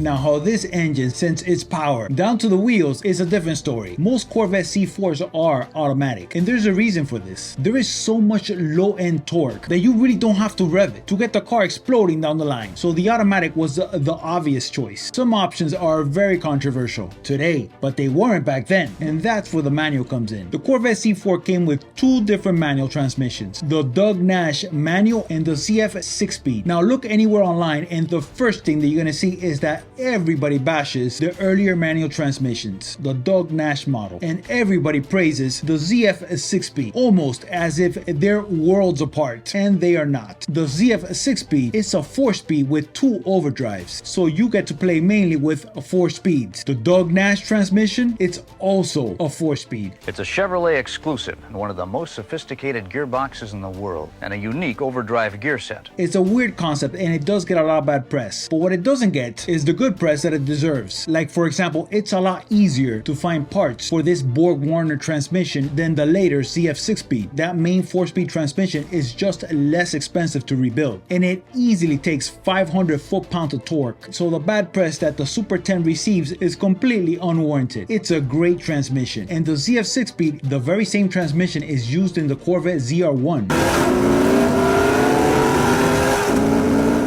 So let's jump into what you actually need to watch out for when you're looking to get another toy for your collection. When you first start looking at Corvette C4s, when you're rolling through the auctions, the listings, the issue is not the price. The issue is finding a nice one. Since there's so many of them for sale, it's very difficult to tell right off the bat which ones have been taken care of or which ones are beaters. Some things are pretty obvious, like for example the paint, and you see the leather, the dashboard's cracked, but some other things are not as obvious. For example, the weather stripping. Why the weather stripping? Well, because the weather stripping on a Corvette C4 disintegrates when it's left outside in the elements. And what a lot of people do is that they replace all the weather stripping on Corvette C4s with aftermarket units instead of brand new OEM weather stripping. So you might have a car that looks actually really good, but the weather stripping is brand new, but it's not OEM. This alone causes so much trouble with C4 Corvettes. The windows not going up, the hatch that refuses to close because there's a huge one around the back, and the squeaks that they cause. You almost have to drive around with earplugs.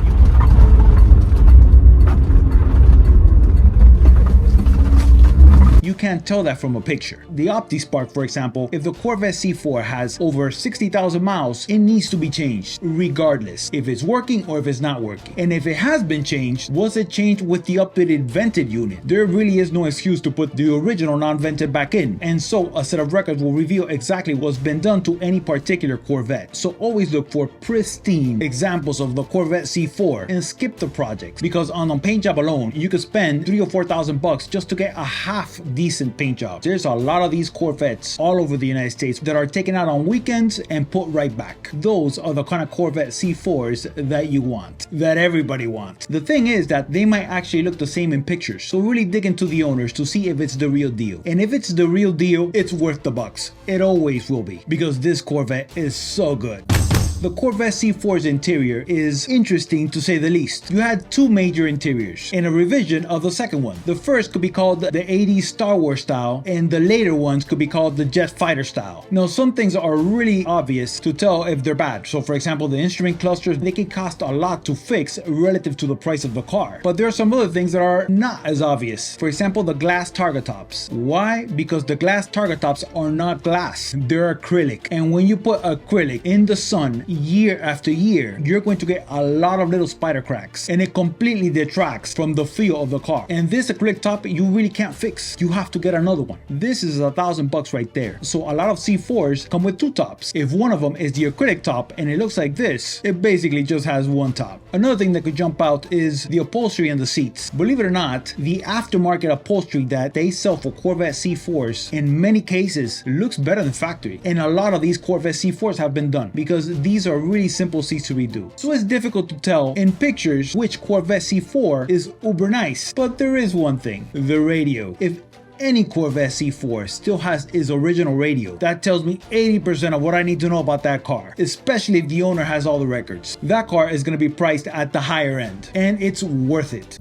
Now, as far as collectability, a way to see it is, can you play with it and know that in a couple years you'll get your money back or more, which in a big way adds to the fun, at least for me. The Grand Sports with red interiors, the Callaways, and the all-white 88th anniversary edition are the ones to get for collector value. And it's pretty obvious to tell why. The Grand Sport looks like a Hot Wheels toy. And let's get real, this is what this is. This is a Hot Wheels car. And that's a Hot Wheels car in real life. Few cars can pull off those stripes. This is a car that you keep in your showroom and you take it to car shows, enjoy on the weekends, and put back. The Callaway is completely over the top nutty, and they have crazy interiors to match. It's another toy. And the 88th anniversary edition is capturing that 1980s Miami Vice vibe almost as good as a Testarossa is. It needs nothing. Every single experience that I've had with a Corvette C4 has been unbelievable. First time I got in a Corvette C4 was a convertible 1991, and I was 13 years old. My aunt let me borrow that car, and I drove it straight into a ditch, and it was epic. When I was 13, I was thinking about only having fun. I turned 15, 16, same thing. I was not thinking about the plastics of the interior, the ride quality of the car. Those things weren't even in my radar. I just wanted to have fun in a cool car. But as I got older, I started to notice panel gaps, leather quality, if there's orange peel in the paint, the depth of engineering in cars, how much it costs versus how much I could actually sell it for eventually. I started to notice all the things that an old man looks at. And while those things are good, it's important to never forget the 16-year-old that you still have inside. And that 16-year-old you couldn't care less about panel gaps. That 16-year-old just wants to have fun. And the people that you see driving these cars, they haven't forgotten what really matters. And it's not the quality of the plastics. So are you too old for the Corvette C4? If not, you will enjoy it. It's about fun and nothing else. The Corvette C4 is for those that are young at heart. You just have to remember that when you go drive the C4, you've got to take off your old man hat and put on your young man hat. This This is the 4th generation Chevrolet Camaro, a legend born in the 90s, a muscle car that roared to life when America needed muscle the most. The Camaro is not just a car, it's an experience. So buckle up because we're about to take a deep dive into the world of the 4th Gen Camaro, the good old F-bodies. It's gonna be a wild ride. The 4th Gen Camaro debuted in 1993 with a radical new styling. Now this styling came from a concept car that they had done earlier in the late 1980s. It was completely new. I mean, there was nothing like it in the road back then. But with the 4th Gen specifically, the road car actually looked very similar to the concept car that was originally designed. And this was peak American design because at this time, people weren't thinking about doing nostalgic cars. They were looking forward instead of backwards. And it showed everywhere in this car. And today, it's kind of even cooler than before. But the real reason to get a 4th Gen Camaro is what's under the hood. It is pure testosterone on wheels. 8 cilindros para los machos, para los hombres, como debe de ser. The legendary LT1 directly from the Corvette was planted into this Camaro. There wasn't a 305 motor. So when you got the Z28 in the 1983 Camaro, they were in different V8 versions. You just got the Vet engine in that car. An amazing engine. And later, the LS1, an even more amazing engine. So even though these cars handle amazing and they're really fun, the real reason that you get a 4th Gen Camaro is for the engine. But first, don't forget to subscribe so that this video gets pushed out to more people all around the world and everybody can know what's up with the 4th Gen F-bodies. So let's talk a little bit about the LT1 and how amazing this car is. It does have one massive drawback that I actually know a couple people that have sold their cars just because of this one problem. However, it's not a big deal, but I'll get back to that in just a second. There is like a myth in the automotive world that to go really fast, you can't do that with the LT motors and you have to go straight to the LS motors. Nothing could be further from the truth. As a matter of fact, if you look at the numbers, the LT4 engine Camaro SS, that car was actually faster than all the subsequent LS cars. Officially, what you're seeing is Goodyear's best effort to contain 330 horsepower, but we think there's more here than 330. It may be more like 350. The LT4 rips off 0 to 60 in 4.9 seconds and completes the quarter mile in 13.2 at 109 miles per hour. That's a tick faster in the quarter than the new C5 Corvette with the LS1. Trust me, this is the hot one. And it was quiet, it was smooth. Like if you wouldn't know what was done to that car, you would think it's just a factory engine. So looking at the LT4, which is just basically a massaged LT1, it gives you a clue onto how fast these cars can truly be with just a handful of bolt-ons. Remember that the LT4 was consistently running low 13s with quiet exhaust and the camshaft that was very docile. Can you imagine what you could do to this LT1 engine? Now, the biggest problem is obviously the OptiSpark. The water pump would go bad and it would leak all over the Opti distributor and cause all kinds of issues. This ignition system in itself is not a big deal. I mean, it's just a simple ignition system. However, water and condensation gets trapped in there and it makes your life a living headache because it doesn't necessarily need to rain for you to get built up condensation in this unit. For example, here in Miami, the humidity will knock out your OptiSpark, especially overnight. When you wake up in the morning, the car is completely wet. It hasn't rained, it's just the morning dew and your engine will be completely wet. You try to start it on and you have issues. Now, I know that in 1995, they changed it to a vented unit, and that vented unit, which works with the vacuum line, completely cures this problem. However, you do run into problems when the vacuum line that provides vacuum to the OptiSpark cracks, and then you have a dead OptiSpark. So the most important thing in this entire car is make sure that you have a quality OptiSpark unit. Do not go for cheap replacement units because you're gonna pay for it in headaches and hours trying to take this thing apart, seeing what's wrong with it, and it's just a cheap unit. Go for quality components that when you do the OptiSpark should actually last over 100,000 miles if you go with a quality unit. The earlier ones can also be converted to the new vented design. Now in 1998, the LS cars came in with a revised styling, but as far as the styling, nobody really cares about the styling. You know, we're all gearheads here, and so what we care about is the mechanicals, what's under the hood. The LS is so good that it's the #1 swapped engine in the entire world. Everybody wants to get a piece of that LS in their car. However, the simplest way to get an LS is just to buy an LS Camaro because swapping it always costs more. This LS engine is not just a standard LS engine that came in the truck motors. This is the LS1, and this is unique to the Corvette and the Camaro, and of course the Firebirds. This is the sole reason that many people buy this car, for the LS. Chevy, on the other hand, is clearly underrating the LS1 small block, quoting 305 horses at the flywheel. But with 286 ponies at the rear axle, the real rating is more like 330, close to the Corvette's 345 horses. Needless to say, the Mustang is outclassed. The engine feels like it has an extra 20 cubic inches versus the older LT1 motors. But most importantly, to keep these cars on the road, the LS motors are actually simpler because they don't have the opposite spark. They're also smoother and quieter. Not really quieter. The mufflers did get a lot bigger in 1998, so it gives the perception of a quieter engine because they were trying to go for smoothness and sophistication, but everybody knows what these cars are for. It is for power, and that's what those cars have. So when you're looking at these cars, the prices are all over the place, but besides that, what looks like a deal today might look very different in 10 years. And let me tell you why. The third gen Camaros, which is obviously the F-bodies before this car, the prices were nothing. These cars weren't worth nothing for so many years, and look at the prices now. Even the base 305 IROCs in nice condition are selling for more than 1993 Mustang Cobras, because there's a lot of nice 1993 Mustang Cobras, but there are very few nice third gen IROC Z28. So what happens with this? You'll have these cars exchanging hands for $80,000, $100,000, and these are not asking prices. These are sold prices. This wasn't the case 5 years ago, and let me remind you that this is happening while other cars' values are going down. The third gen Camaros values are going up. So this is not like a bump. No, the third gen Camaros are exploding, and a big factor is that there's not many of those cars on the road. Well, guess what? They made far less 4th gen Camaros than they did 3rd gen Camaros. There were less of these 4th gen Camaros made than Mustangs. The fact that this car ended in 2002, what initially might seem like a really bad thing, what it has actually done is that the cars that are in really nice condition are selling at a huge premium versus their competition. And so this becomes a really interesting car if you want to just buy and hold for a couple years. You'll buy it, drive it around for free, and then sell it for the same or much more.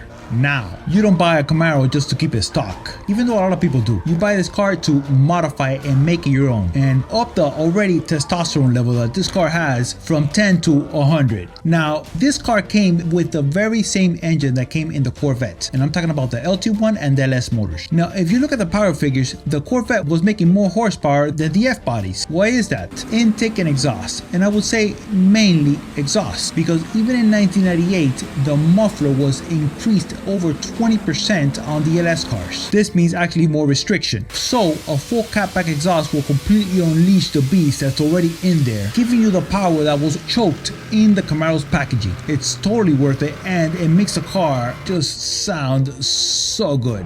For the 1993 through 1997 LT1 cars, these cars came with the iron drive shaft. The later LS motors came factory with an aluminum drive shaft. What does this mean? That the earlier cars are more prone to vibrations and things that don't feel good just because the drive shaft is not balanced like they are on the newer ones. So before going crazy with turbos or in a whole bunch of different things, upgrading the drive shaft makes a massive difference. The car is going to rev a lot smoother and faster because it's a rotating mass, and you're going to feel it driving around the block. Few things make a real world difference like an aluminum drive shaft. Now they are pricey, but it's worth it. The LS cars came with this drive shaft from the factory, and of course is baked into the price. For the automatics, this is one of the mods that have always been done to these cars because they predominantly came with automatics in the 3rd generations and the 4th generations, and it is a higher stall torque converter. This helps you launch hard, really hard. As a matter of fact, most of the burnouts that you see are people that have higher stall torque converters, and they just touch the throttle and it just launches. Now, back in the olden days in 1990s, the torque converters were relatively inexpensive, like $200, and if you didn't even have the $200, I knew people that would cut it open, bend the fins inside, and weld it back up just to get that crazy launch. But the prices have gone up, and they might seem expensive if you don't really understand what this does. When you step on the gas, it'll hold the RPM and release the rear wheels when it gets to a higher RPM, so you launch way harder, almost like a manual car. It barely affects drivability, especially on the highway because it's still a lockup torque converter, but your ability to launch is completely dramatically change, and this is what a higher stall torque converter does. Quick tip, when you're looking up torque converters, don't necessarily look at the actual inches, look at the spec on the stall speed. That's what you're looking for. Just because you see one that's 9-inch and one that's 10-inch, the 10-inch might actually have a higher stall speed than the 9-inch one. So it's not apples to apples comparison. Always look at the stall speed instead of the actual size. I will do this before gears. It's a long tradition with the F-bodies, and it's a good one. On to the next one. Next up is a camshaft. Now you have to be so careful with camshafts because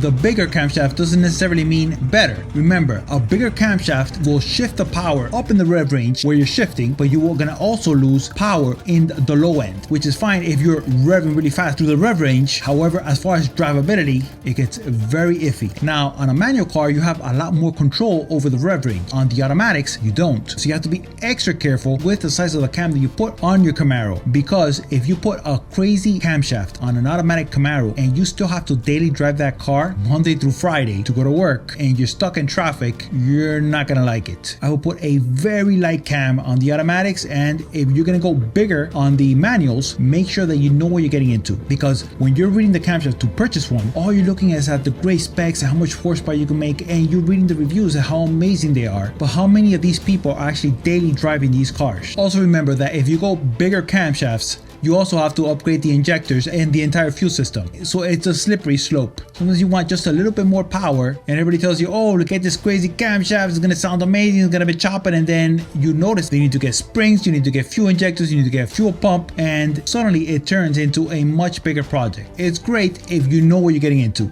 But I've noticed that a lot of people don't know what they're getting into, and then before they know it, their car is parked and their project that's supposed to be 2 weeks turns into 2 months, and in some cases, 2 years. Very careful with slippery slope. It's addictive, but you have to know what you're getting into. That's all I gotta say. On to the next one. Now, if you did these simple mods, the car already has difficulty launching because there's no traction. So you need a quality set of tires to really hook up. Otherwise, it's not bueno. But when you do put stickier tires, the first thing that's gonna go is the rear end. Let's just say the engine is too powerful for it. So the very next upgrade will be an upgraded rear end. Now, if you're gonna upgrade the rear end, you can get it with the gears already installed. And the best gears are 373 gears for the 6 speeds. Now, you can go 410s because you have a 6-speed and your gas mileage is not going to take such a massive hit as if it were a 5-speed. However, the traction is already going to be a serious issue with 373s, with the LT1s and the LSs. So 373s are a sweet spot. I've seen people put 410s and they actually go back down to 373s or 355s just because the traction becomes a real issue as you start building up your engine. So keep that in mind, how much horsepower you want to have. If you're going to keep it relatively stock, 373s are good. If you're going turbo, traction is going to be a huge issue. Going 410s might not be the best idea on a 6-speed. On to the next one. Now let's get on to some of the real mods that make a real difference as far as day-to-day. And I'm not talking about just speed, I'm talking about reliability. The number one thing should be a lower temp thermostat, especially on the LT1 cars. You see, the LT1 cars, they're almost running at 230, 220 degrees. So on a hot day, after spanking it a little bit, the temperature is going to shoot straight up into the red zone, at least here in the Miami heat. And it doesn't just happen on the Camaros, it also happens in the Corvettes. The LT1 Corvettes, they run hot, and it's got everything to do with this thermostat. By putting a 160-degree thermostat, it makes a massive difference as far as your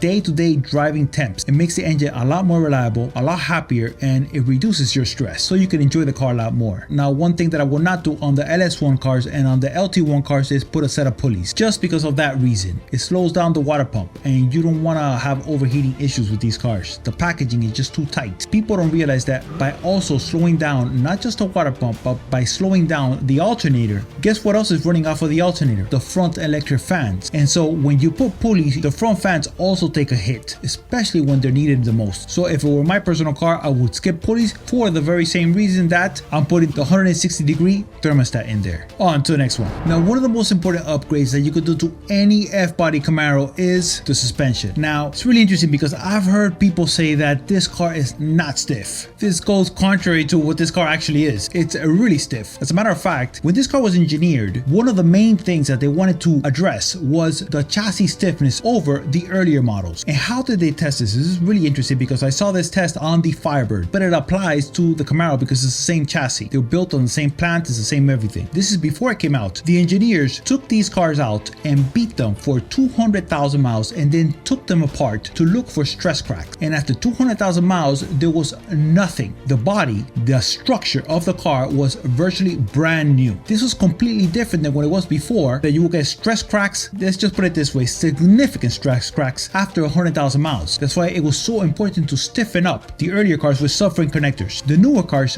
don't suffer from that. What they do suffer from, especially as the miles pile on, are clapped out suspensions. This means that they're hard and floaty and they are a mess. When you're driving it, it's going to give you the impression that the structure is weak, that the car feels horrible, that it's the car's fault. It's not. Believe me, it's not. The structure is sound, is solid. I've been in these cars with 350,000 miles with new suspension and they drive drum tight. And this is the way that they should drive, drum tight. Every single time I hear somebody say, oh, that this car's got a lot of squeaks and rattles, I'm like, from where? It's usually from suspension that is sending out clanks throughout the entire body and the entire structure is resonating from it. But it's not because of the car, it's because the suspension is a wear item. So I hear a lot of people say, what suspension should be the best? What shocks should be the best? Well, let me put it to you this way. If you have 100,000 miles and you're looking to upgrade to what came from the factory. Make your car drive like it has 0 miles on it by putting in brand new factory shocks, bushings, and springs. It's gonna drive like a completely different car, especially if you have an SS models. Those cars are highly tuned, they're actually smoother but firmer. I would not lower this car. This car already has trouble with speed bumps. I mean, you're gonna lower it even more? If you need to put suffering connectors, the suffering connectors actually stick down a little bit in this car. You might have even bigger cleavage issues if you decide to lower it. So unless you're going with air suspension, leaving it at factory height is the best option if you want to be happy mile after mile. I'm not talking about taking a cool Instagram picture, the car looks amazing and look how it looks, you know, flexing or with this stance. No, forget that. That's a picture. I'm talking about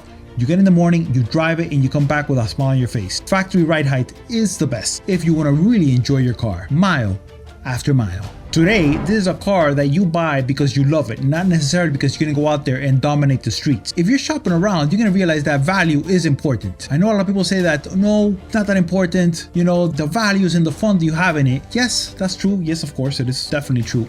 However, we live here in a world where if you've got something and you need to flip it fast or you want to pass it down to somebody, this is one of the few cars that you can actually buy, enjoy for a couple years, and then sell it for the same or more. This is the standard of this car. So for me, buying the nicest car possible is a must, just because so many of these cars were on the streets and they were neglected. People just took them for granted. They didn't know what they had. I hear of so many people that they had a Z28 Camaro, they sold it, and now they can't find one just as nice. This is what's happening because a lot of these cars have gone from dealer to dealer, from dealer to dealer, from owner to owner, from owner to owner. I mean, a lot of years have passed. This is like a full-blown classic now, and the nice ones are getting harder and harder to find. But when you do find it, if you can keep it in that pristine condition, you can enjoy it for years. These cars are meant to drive 300,000-400,000 miles. You can enjoy it and sell it for the same or more. To me, that adds to the fun. I mean, maybe it's just the way that I'm wired. I don't know. I will admit that I'm one of the ones that has sold Camaros that I wish I had back. Virtually every single Camaro that I've had, I wish I had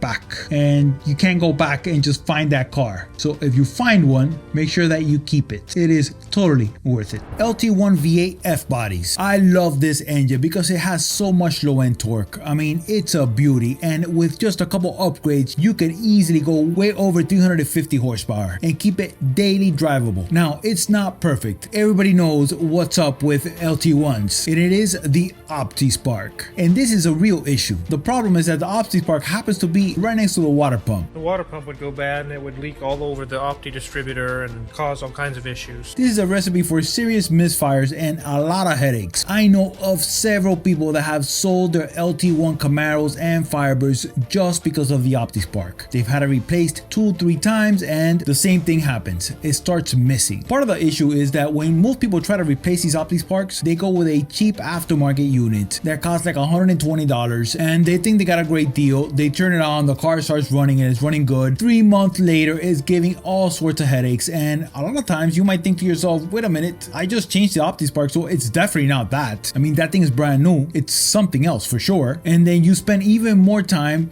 getting even bigger headaches, searching what else could it be, when it's the OptiSpark, the brand new OptiSpark that you put in there. The aftermarket ones are terrible, and if it's your daily driver, they're gonna last only a couple months. Now, the biggest issue with OptiSparks obviously is water. On the newer ones, they had vented units, just like the LT1s in the Corvette, and these work amazing. As a matter of fact, if you have one of these working properly, you're never gonna have any issues with the OptiSpark. However, that's a key word, working properly. The moment that the vacuum lines that sucks out the moisture gets a little crack or gets a little kink, or basically it's just losing any amount of pressure, then you're right back to having an OptiSpark that's susceptible to destroying your day. So the best solution is the aftermarket MST unit. They are a little bit pricey versus an original one. However, I see a lot of people comparing price of the MST with aftermarket units, and obviously the price looks completely different. One looks like a better deal than the other one. However, this price is a lie, and this price is what it really is. Do it just once with the MSD unit so you don't have to worry about it again. Now, as a good caution, what a lot of people do is that afterwards, because they've been traumatized with the OptiSpark, of course, they dunk the entire thing in silicone, because silicone is not going to mix with water, and of course that works. But a more permanent option is to dunk the entire thing not with silicone but with a moly coat, and that is going to last a lot longer than silicone. It's going to make sure that no moisture at all gets close to that OptiSpark.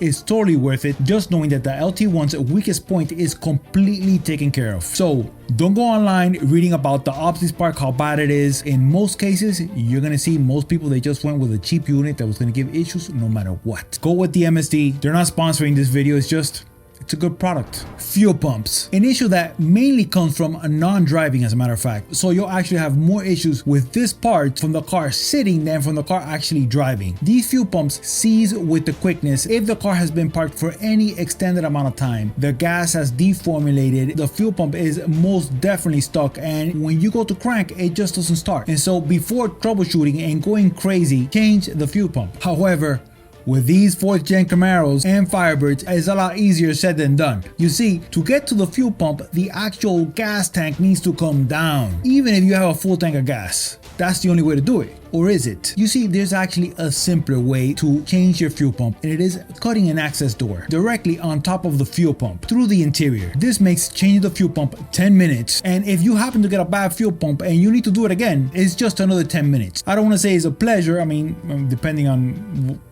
what you like, of course, but it does make life a lot easier. Now, the biggest concern is how? Well, with a little Dremel, you can cut your access patch. Different years have different locations. So you have the cars with the plastic gas tanks and the cars with the metal gas tanks. I'll link in the description detailed tutorials on where to cut and how to cut so that you can feel comfortable enough to do it yourself. And believe me, it's not a big deal. It's a lot easier and less of a hassle than dropping the gas tank. The good thing about these cars is that they're really simple to diagnose if something's wrong. It's usually spark, air, or gas, but that also means that you need to have easy access to the fuel pump, and this is how you do it. Suspension systems. There is something that a lot of people, when they're refreshing their entire suspension, they obviously want to get the biggest bang for the buck. A lot of times they end up with poly bushings. Poly bushings will actually firm up your suspension and give you slightly better road manners without having to change the shocks or the springs, just because it firms everything up. However, I will keep them away from your car. Look what can happen with your control arms. Yes, that's actually a snapped arm. You see, the original factory bushings in this area here have some give, so they wiggle with the actual suspension. If you put poly bushings in there, that wiggle is gone, and all that stress is directed directly to the actual metal pieces. And you don't have to run over a reindeer to get this. Just driving around will be enough to get little stress cracks, and then little by little, it's gonna snap. The only place that I will put poly bushings are on the shock top mounts, and make sure you have them really lubed, because polys have a tendency to squeak, and squeak a lot they do. So unless you've upgraded every single component on your suspension, I would stay away from the polys and go just with the original factory bushings. They were great when they were new, and they'll be great now. They just need to be refreshed with new ones. One of the biggest issues that most of these F-body cars have now, the Camaros and Firebirds, is that they are weekend toys now. When they were new, they were daily drivers. Today, play, they're like the toys to have fun. And so you have the inevitable problems with the batteries. You see, from the factory, this type of batteries only have 650 to 700 cranking amps, very low for a V8, especially the LS's. Having a battery that has at least 900 cranking amps is the way to go, just to remove headaches. And the best place to get them is of course a Walmart. Stay away from the parts store as far as this, unless you want to pay double or triple. It is the best place to buy batteries and the cheapest place to buy batteries. Now, if you're not concerned about cost, of course, get a red top Optima with 1000 cranking amps. Yes, I know that these are not the same batteries from 20 years ago, but they're still better than almost everything else that's on the market right now, and their warranty is pretty good. So if you don't want to have issues with your battery, make sure that the cranking amps are at least 900 cold cranking amps, so you don't have any issues. Cracked door panels. Now, these door panels have been cracking for a very long time, and there have been many fixes. One thing that really most people don't even want to think about is having to buy a whole new door panel just because of this little itty bitty crack. Nobody wants to pay $500 for this. Even used ones are fetching a premium just because this is a problem that happens to most of these cars eventually. You see, the doors are really long and the clips that hold these door panels in are not good. This is a stress crack, not a UV crack. So this stress crack is very common. So how do you fix it? Now, you don't have to wrap your entire door panel in vinyl just to replace this, and you don't have to use messy and smelly fiberglass to repair this. It's a really simple fix that a lot of people now are actually starting to do, but it's something that's been done in classic cars for a very long time, and it's very simply called plastic welding. When you heat up plastic, it turns to goo. It just does. It turns soft and pliable. Now, you obviously don't want to do it to the front of the door panels. You want to do it to the back. So there's actually techniques of soldering little by little and stitching it together with the actual plastic. So as you melt, you start overlapping it one side to the other side. However, it's not a reliable fix. The easiest fix is to get one of these kits from Amazon, and as the plastic melts, just shove in there these metal braces and fix it in place. This will give you the strongest fix in this door panel's weakest point, and it is a permanent fix. It's very difficult to go wrong with this, and you don't have to be an expert. Anybody can do it. The plastic burns really slowly, and it's totally worth it. Now, the big question becomes, what happens to the other side? Do you still see the crack? Well, yes, you actually do still see the crack. And the biggest reason that you actually see the crack is because most of these door panels have been dunked with Armor All year after year, and when you have a shiny door panel, any little imperfection is going to stand out. The grain is not going to be enough to hide it. You can go ahead and regrain this with a grain pad, but that's more than most people are willing to do, just because they don't want to mess it up. And you know, if it's kind of sort of fixed, then why mess up the whole door panel risking it with a hot grain pad on there? This is a cheap fix, remember. The best option is to wipe down the entire door panel with acetone, yes, acetone, not alcohol, and respray it with SEM spray paint. Now, there's a very specific spray paint that I will use on this, and it is SEM's Limo Black. This Limo Black is usually used only on dashboards, just because it cuts down on all the reflections from hitting the windshield. You hit your door panel with this and it's gonna look brand new. It's gonna look so good that you're gonna start considering doing the rest of your interior in this, because the results are better than new. You see, when this car was new, it kind of had like a shine to the plastic that is completely eliminated with SEM's Limo Black. Now, it's a little bit difficult to find, but if you scour the internet, you can find it. It's one of the least popular colors that SEM has. They usually sell Lando Black a lot more, but that's not the one you want, because Lando Black does have some shine. And if you want to hide this crack, the easiest and best way for it to look almost like completely disappeared is to hit the entire door panel with Limo Black. Then it's gonna look brand new. Also very important to remember that if you are one of the few blessed ones that have a perfect dashboard, do not dunk it with gunk. With this dressing that promises amazing UV protection, your windshield already provides 99% UV rejection. That's not what's going on with dashboards. It's not the UV. The plastics are literally cooking in the heat. So if you have a perfect dashboard, the best and only option that I will do to keep it perfectly is to put an actual windshield cover when you have the car parked in the sun, and for extra added protection, just put a dash cover on it. They have some really cool suede ones now that look really cool. It's not like the old man's carpeted ones were. This is what I did with this car. When I sold it, it had 45,000 miles. However, it had never been garaged. The interior was mint, and it was mint because I had a sweet dash cover on it, and it stayed perfect. So when the new owner purchased it, they could not believe the condition. They thought that it was always garaged. It wasn't. It just had a dash cover on it. So if you want to lock your Camaro or Firebird in time and make it look like a time machine every single time somebody gets in the car, put a dash cover on it. It's going to keep it perfect. The 4th gens are some of my favorite cars. Living in Miami, they used to be everywhere, so I would always see them growing up. As a matter of fact, my dad always used to have Camaros, so that to me makes them extra cool. If you've got one, or if you're considering to buy one, these are amazing cars that are really easy on the wallet if you do a couple things right. Because I know people that have paid mechanics 4 or 5 times to change the same OptiSpark with a cheap generic version. If you avoid mistakes like that, you can have one of these cars indefinitely, and they're gonna give you a lot less headaches than most new cars do after 5-6 years. They are totally worth it.